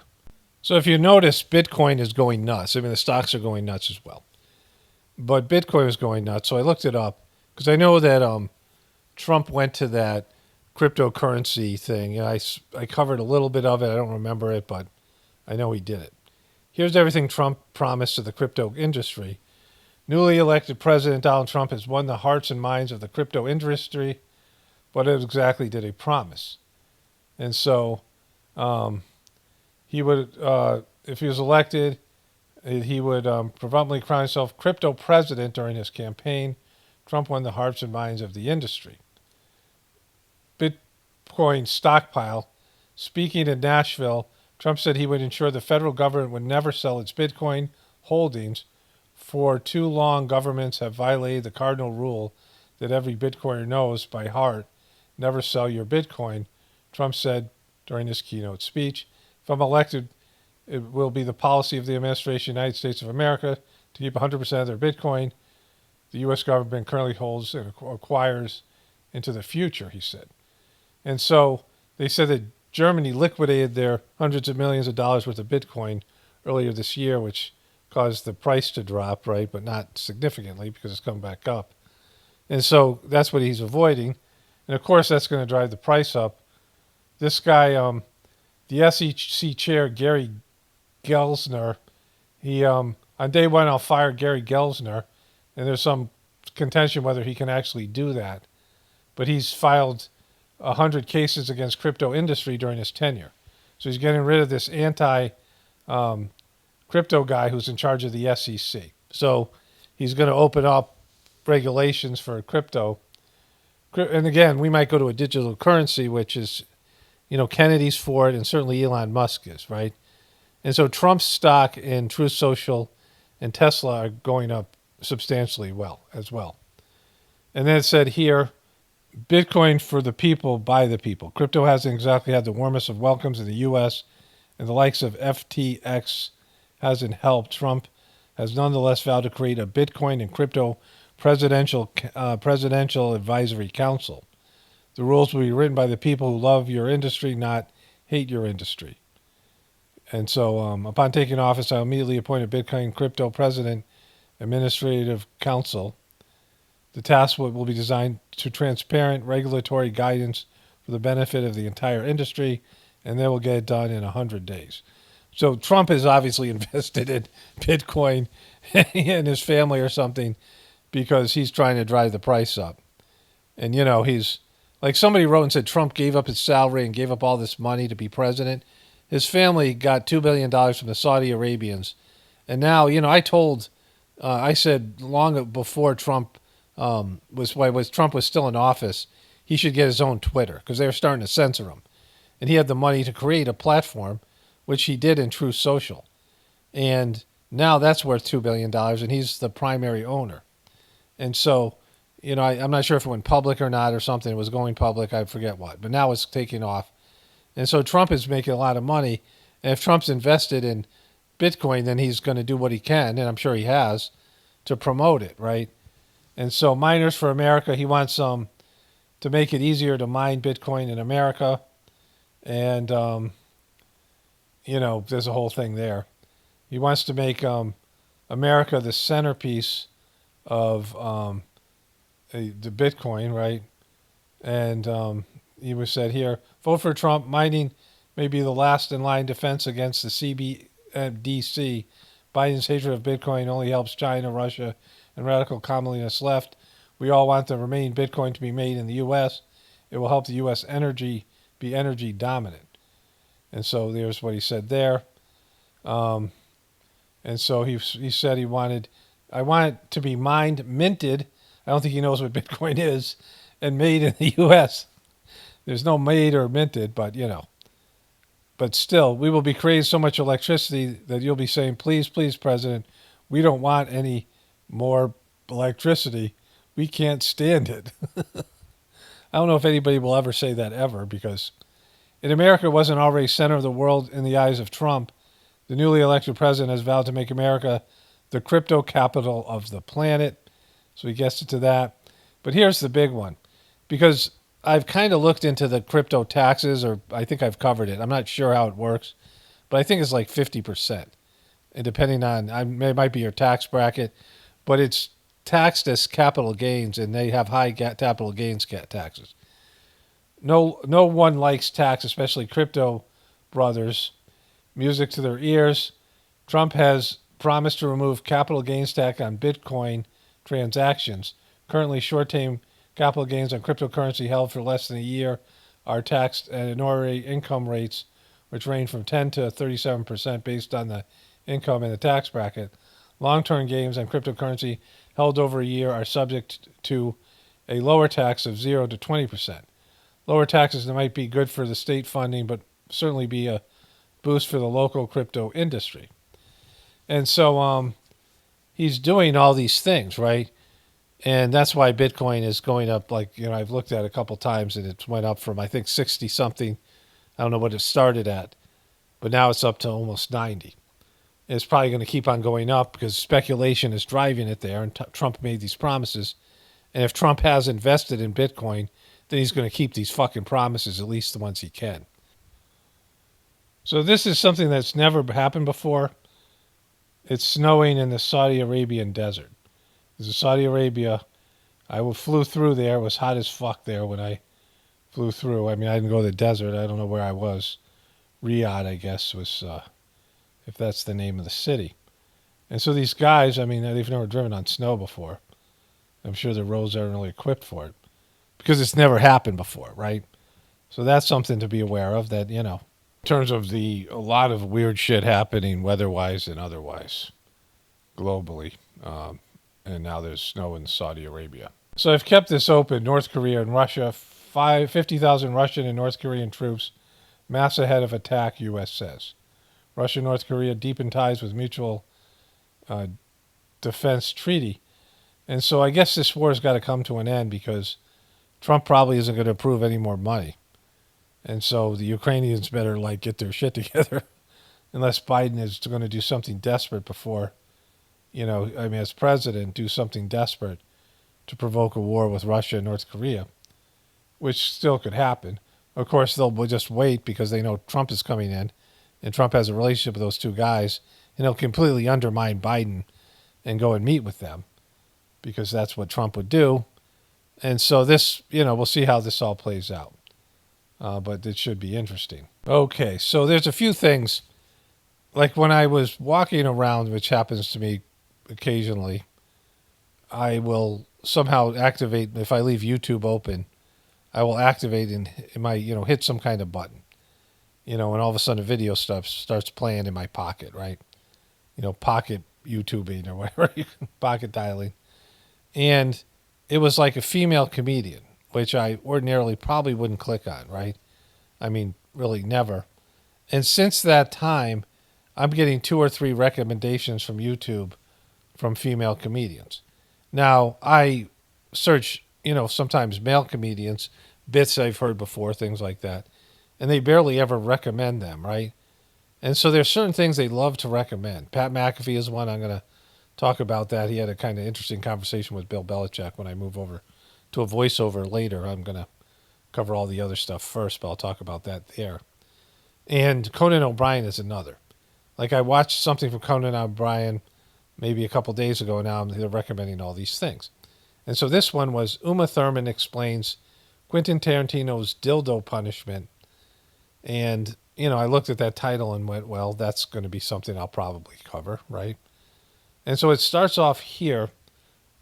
His method, that he likes to take revenge on people on the set who fall asleep, which I can understand because you see this movie, you were fighting the whole time. Okay, so that's, you obviously know from the title that that's going to involve a dildo, right? Yes, he did. He had a weapon of choice. There was a large dildo.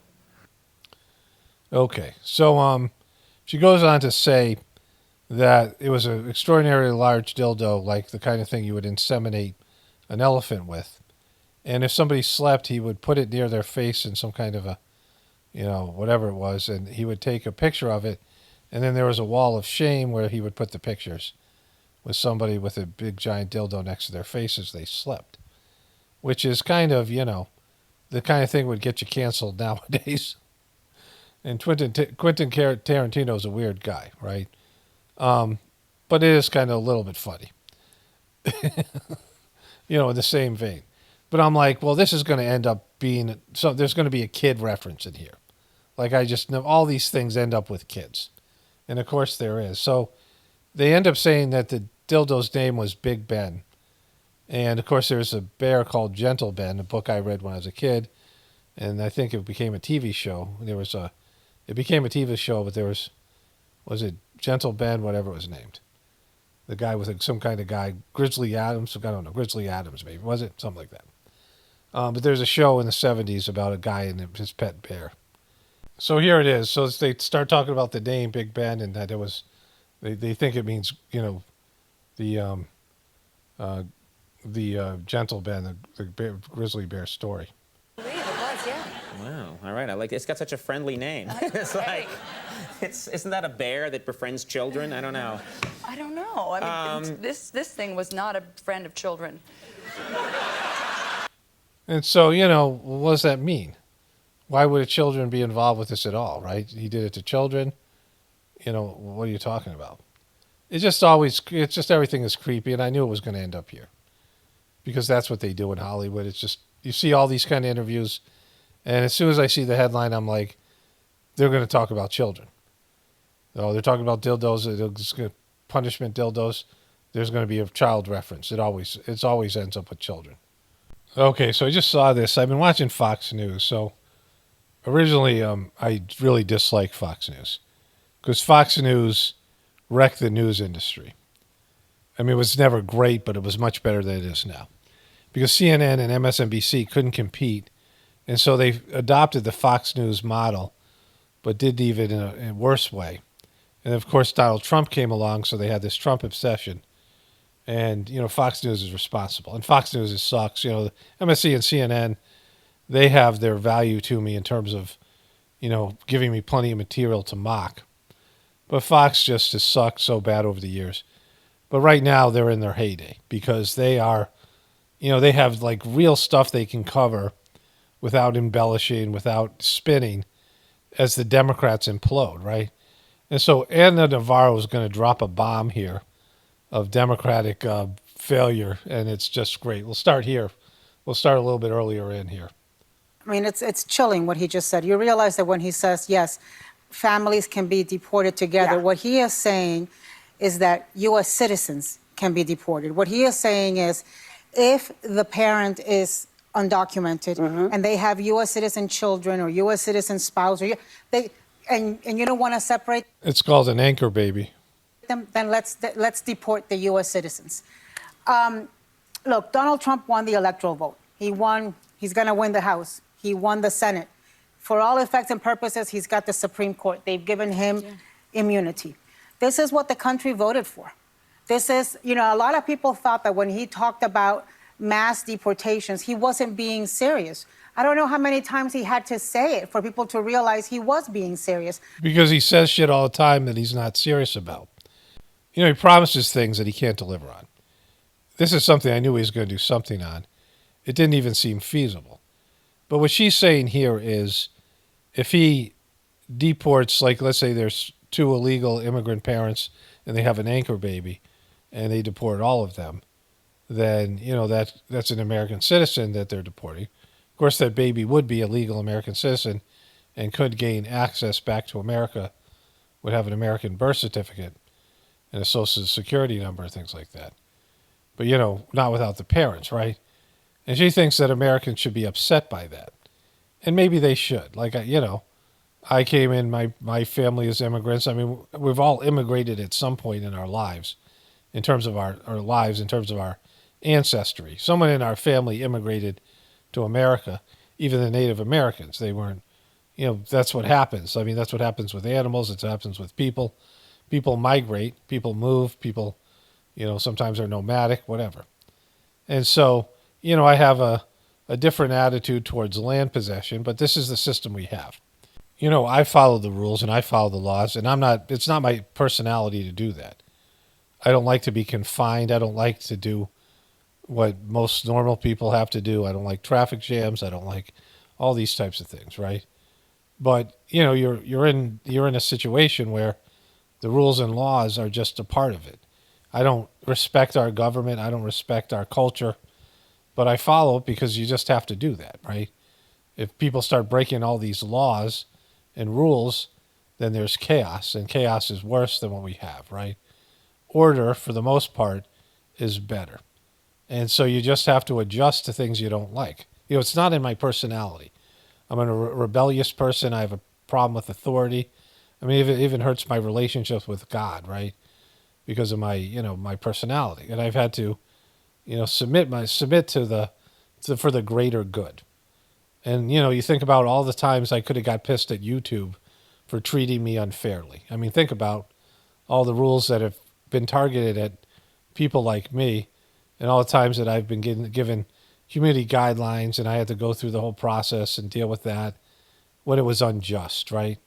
And how YouTube's cut my, they're paying me less and for the same amount of work. I mean, all the things that they're unfair and they're, it's just scummy. But I've just endured it, right? Sometimes you have to endure shit that's unfair. And as I've gotten older, I've realized that. You keep your mouth shut and you do what you're supposed to do. And people who came to this country illegally, and maybe they were leaving horrific situations. Maybe they were being, this is a sanctuary for them. They were being abused. They could be great, hardworking people. But they broke the law, right? They came in illegally. And when you do that, the risk of being deported is always there. That's the risk you run. And, this is what Trump's doing. And I can't say it's a good thing or a bad thing. I don't think it's really possible. But you have to respect that that's a possibility, that someone would actually enforce the rules and laws. But she's going to say something to show that she doesn't. With all the shit they've talked about Donald Trump, they want Donald Trump in jail, but they want to let illegal immigrants come here legally. So, if you're going to be a law-abiding person and you want every law to be punished, then you want all the shit that Biden did, all these criminals on the left to be punished, and then all the people that you identify with, right? If you want Trump in jail, then all these other people should be in jail too, right? If you want to follow the letter of the fucking law, but just for the people you don't like, then fuck you, right? I mean, that's for everybody, Democrats, Republicans. Like, if you want to be a person that's, all right, let's follow these rules and laws and make sure we punish these specific group of people, i.e. Donald Trump and his people, but let's let Joe Biden walk because, he's a Democrat, or let's let these illegal aliens walk because they're like me or whatever it is, right? Well, that's just not the way it works. Well, if you thought he wasn't being serious, the appointment of Tom Homan today as border czar, and he will be in charge of a mass deportation program, the largest the country has ever seen, they say. And now Stephen Miller, as deputy chief of staff, should let you know that he was absolutely serious. And when you talk about mass deportations, people think, oh, it's just going to be the criminals. There's not enough criminals, aliens in the federal. But again, anybody who broke the law coming in is a criminal. If you cross the border illegally, if you snuck into America, you're breaking the law, right? If somebody sneaks into the movie theater and gets arrested, they're breaking the law. And this is more substantial than that, right? There's a law, right? There's rules, and you're breaking the rules on your very first act of becoming an American, right? Prison system for it to be mass deportations. What it means is grandmothers. What it means is brothers and aunts. I mean, and you could also go after the people that hire illegal immigrants. And I think Donald Trump might have been one of those. I'm sure he was, right? So all the people who hire illegal immigrants should be punished more because they're creating a vacuum for these people to come here, right? Like, if you're going to punish people, punish everybody. Like, just that's how it should be. I mean, the people who are American citizens that are hiring illegals, they're having the people risk their lives and, go through difficult situations with coyotes and, whatever it is, cartels to get into the country, all the things that they have to do to get here because they've been promised that there's work for them. So those people are setting up this system and the circumstances so illegal immigrants have to come here, right? So, like, there's all these different things, right?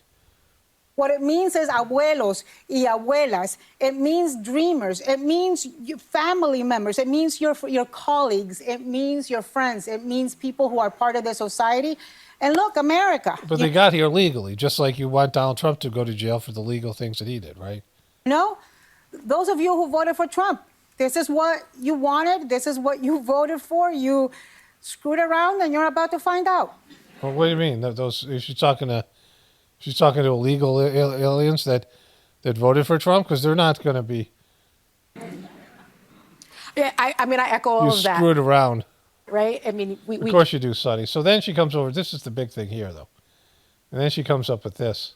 I got a call from a couple of people, friends of mine, people very close to me in Miami, big Trumpers, who are worried now about what's going to happen to their undocumented nannies that help them raise their children. So I told them that I suggested they learn how to clean their kids' ass.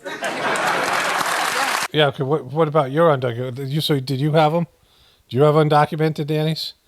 Like, she's talking, but listen to what she's going to say here. People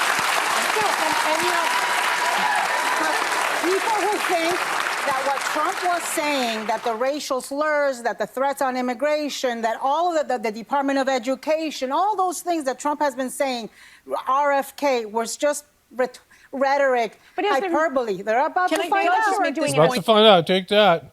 Asylum, they changed. You guys are going to have to wipe your own kids' asses. This asylum rule too, though, where there are real people that need asylum in this country, and they ballooned that asylum law, which meant people were cutting the line, and those that were vulnerable, it's being. Okay, so let's find the other. Here it is. Here, I jumped too far forward. Here it is, I think. She must have been absent the day in kindergarten where they did. Wait, let's go back here a second. This is what happened. Right. So don't say he abandoned the working class, because he didn't. Well, about Nancy Pelosi. Oh, child. She must have been absent the day in kindergarten where they did the lesson. If you've got nothing good to say, don't say anything at all. Okay, so where were you that day? All I hear you say is negative. Like, are you serious? Like, is that your whole thing? Like, you're oblivious to your own personality in a way? I mean, in a sea of people who are oblivious to their own bullshit, she is like one of the queens. I mean, why, Nancy? Why? I find this so unproductive, so nasty, so unnecessary. It's like she wants to make sure that people know it wasn't her. She has no blame in this. I said Biden should have gotten out earlier. I said there shouldn't have been a primary. Don't blame me. I think it's really unseemly. Yeah. And, It's just so unseemly, Nancy Pelosi. They're turning, and you guys are turning on her, right? Frankly, it's done with, right? These criticisms against Biden, look, we will never know if the result would have been different had Biden stepped off earlier. We will never know if the results would have been different if he had stayed in. We will never know if the results have been different if there had been an open primary. What we do know is that Biden is in there for the next 2.5 months. And this is what I'm going to tell Joe. Joe, since they're talking smack about you anyways, you know what, baby? Pardon Hunter. Yeah. Pardon Hunter. See, after all that bullshit about not deporting these illegal immigrants, right? So it actually gets worse. Let her finish up here. Because basically, America just pardoned a criminal who was convicted of felonies. Yes. America just elected a man who pardoned Jared Kushner's father. Yeah. Who set up his brother-in-law with a hooker and then sent the pictures to the sister. Okay, so think about what she's saying here. She wants all illegal immigrants to not face the punishment which they deserve, which is being kicked out of the country. And again, those for friends of hers who are employing these illegal immigrants, they should suffer as well, right? Not just people with nannies, right? All these people. And Joe Biden had the same issues with having classified documents as Trump, as did Hillary Clinton. They all could have went to jail, right? But she thinks Trump's a criminal because of the Democrats going after him. And he is. Like, they're all criminal. They all do criminal shit, right? They're all criminals. And so she wants the Biden to pardon Hunter Biden, who, is getting off lucky because he sold access to his dad. Some of the stuff he could do, could be considered treasonous. He supported illegal drug dealers. He banged a hooker, impregnated her, and didn't want to pay child support, and was leaving that kid. All the shit that Hunter did, right? And all the shit that he did for Joe Biden, and all the stuff that involves the Ukrainian war, because the Ukrainian war has everything to do with Joe Biden's connection to the Ukraine and Hunter Biden. And, they should both go to jail for a lot longer. They did criminal shit. As should Trump, all of them, right? But she wants him to pardon Hunter Biden after all that shit about, like she wants Trump to go to jail, but she wants we pardoned Trump, so let's pardon Biden. Trump pardoned somebody, so let's pardon somebody, right? Now, he's going to pardon his son. I mean, and I don't care one way or another. Like, I don't, it doesn't matter to me because I'm not, I'm not that bitch, right? Sister, because they were in the midst of a fight over the parents' money. Yeah, I can't follow that. Well, whatever the flow chart is, it's nasty. Exactly. He's probably going to pardon some of the folks from January 6th, those insurrectionists. So you know what? It's your son. He probably wouldn't have been prosecuted if his last name wasn't Biden. Baby. So, yeah, but Trump is just not political at all. Like, she's just so stupid. And just so, just the hypocrisy is off the charts. The hypocrisy is off the charts, and it is sickening. And the fans, the people watch The View because they're dumb as fuck, too, right? They're out there cheering the idea that Hunter should be paroled and, or pardoned. I mean, he should pardon his son because it's his son, and they're all criminals, but the guy is guilty of so much, and so is Trump. I mean, they're all, they don't get to where they are by having clean hands. But the other thing is, Ana Navarro, every time I've seen her, she's over the top emotional, and I know some of it's performative, but she's really emotional and impulsive and says stupid shit based on emotions with very little logic, very little common sense.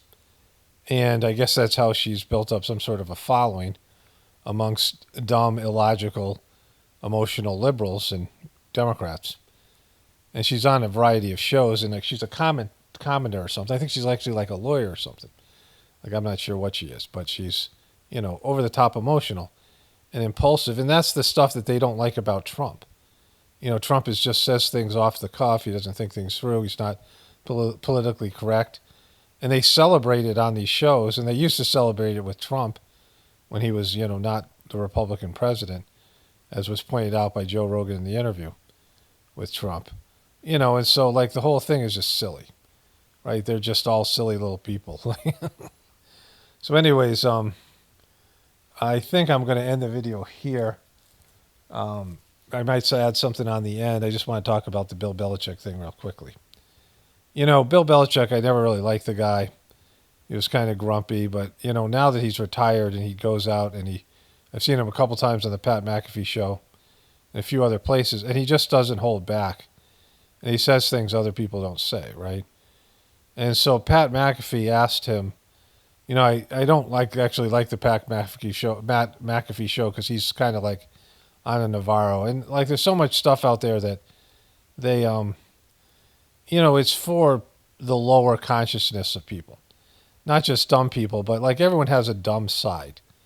Like everybody has their stupid little things. People have their stupid, like some people, watch, like me and my wife will watch that Farmer Has a Wife show, like stupid shit, right? Like everyone has their little stupid little vices. They'll watch something, even if they're just laughing at it or whatever. But people have their stupidity things that they like, right? Their low consciousness things. People like, have their low brow stuff, right? Their immature stuff that they laugh at, things that they used to laugh at when they were kids and they still laugh at now. We all have that stuff, right?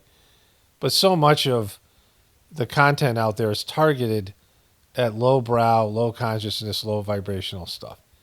And the Pat McAfee show, I like to watch it with the Aaron Rodgers stuff when Aaron Rodgers was, was dealing with all the vax stuff and those things. Now I don't watch the interviews because, it's just pathetic what's happened. But, with the Jets, like they're just horrible. And we'll come back to that. But Pat McAfee asked if the owners ever listen to the media. And Belichick said, oh, yeah, it happens all the time, right? And he said, how do you know? He goes, well, I would hear what the reporters were saying about my team, the team, and my coaching. And then I'd have an owners meeting, and the owner would ask me questions that he clearly got from these articles or these, these ESPN people, right? Like he said, all the owners would ask like these questions because the owners don't know anything about football. So they would turn on the TV to see what was being said about their team. And, it would upset them, and they call the coach in there, or the general manager or whatever, and start like, asking them about it because they heard something on TV, which is completely fucked. And Bill Belichick said like the worst one was he was in Cleveland, and the owner calls him in and asks him, like our defense isn't very good. Do you think maybe you should start calling the defensive plays? Like he was the head coach in Cleveland.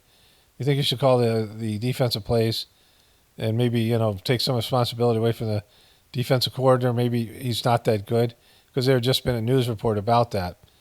And he said, and then Belichick said it was Nick Saban, right? Nick Saban's like a legendary, like pretty much the best college coach of all time, right? Like one of the greatest coaches. And they said the guy started asking him about the offense and the offensive line, and he named the offensive coordinator and the offensive line coach, and they're two legends, like some of the best coaches. And then the owner was like asking him to like basically fire these guys, or if he should, because they listen to things on the news. And so I'd seen something where there's a show, the Get Up show, where this guy, Greenfeld, whatever his name is, whatever.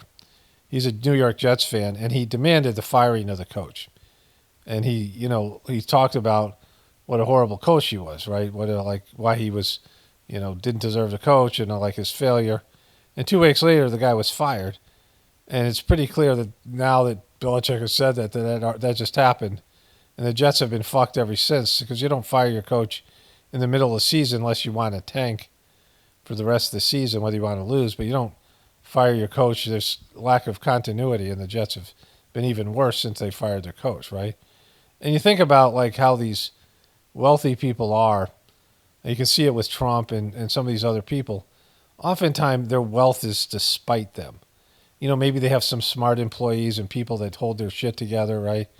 I mean, especially when it's these second-generation kids who didn't work for their money, you know, these trust funders, and they grow up, and if they're not prepared, and some of the families have like finishing schools, and they make men out of their kids, or they make adults out of them, and they put them through the grindstone. If they don't do that, like if they don't pressure them and they don't like be a little bit tough with them, and they just let them float through school and all these things as rich kids, then when they inherit these companies, they're complete bozos. This guy who runs the Jets, he's part of the Johnson & Johnson's family. His nephew made that truther movie called, I think, Born Rich or something. I talked about that in a recent video. And, these families, and again, they're into pharmaceuticals, or the whole Johnson & Johnson bullshit, right? All those, bad products and things. But, these guys, they just don't know what they're doing. And you see it quite often. Like these owners are just horrible. And you see the reports of the decisions they make. I mean, not just in terms of sports, but all these companies. They're rich despite themselves, right? And if you think about those are the guys who are pulling the strings quite often, and you think about Trump being in charge after going bankrupt 6 times and kind of being a dope. I had Fox News on right before I did this. It was on while I was doing some chores, and I came in and walked through the room, and his daughter-in-law, Laura Trump, who runs the RNC, was being interviewed by one of the Fox News people. And she was saying how Trump, now admits that when he was president, he didn't know what he was doing, which he'd said on Joe Rogan. Like, he didn't know what he was doing because he wasn't a politician. He ran as an outsider, but, like, you have to learn things about how the political system works. And, it's a game, and it's corrupt, and there's nuance to it, right? And now he finally knows, and, she's saying now he's really going to get some shit done. I'm like, well, maybe it was a good thing he didn't know, because I think a lot of the shit he's going to get done is going to be batshit crazy. And, and it'll be fun. It'll be funny to me, but probably not funny for long, Like, it's going to have dire questions. I mean, we're already halfway over the edge. We're already teetering on the edge. And so anyways, like I said, I'm going to wrap this one up here. I'm already days ahead. So today's Monday, November 11th. And this video won't be up till Thursday. I'll release it another one tomorrow. And so, the content is writing itself. I was just going to start a video today. I was kind of tired and feel good. I had a little bit of a lingering headache for a couple of days. But somehow I ended up, getting into this stuff. I'll edit the video tomorrow, the rest of it. But I'm sure there'll be big things to put in. I might put some more in or just start the next one. Anyways, only spirituality will save this world. It's Paul Romano, definitely pointing to the apocalypse. And the ascension, everyone have a blessed day and be grateful.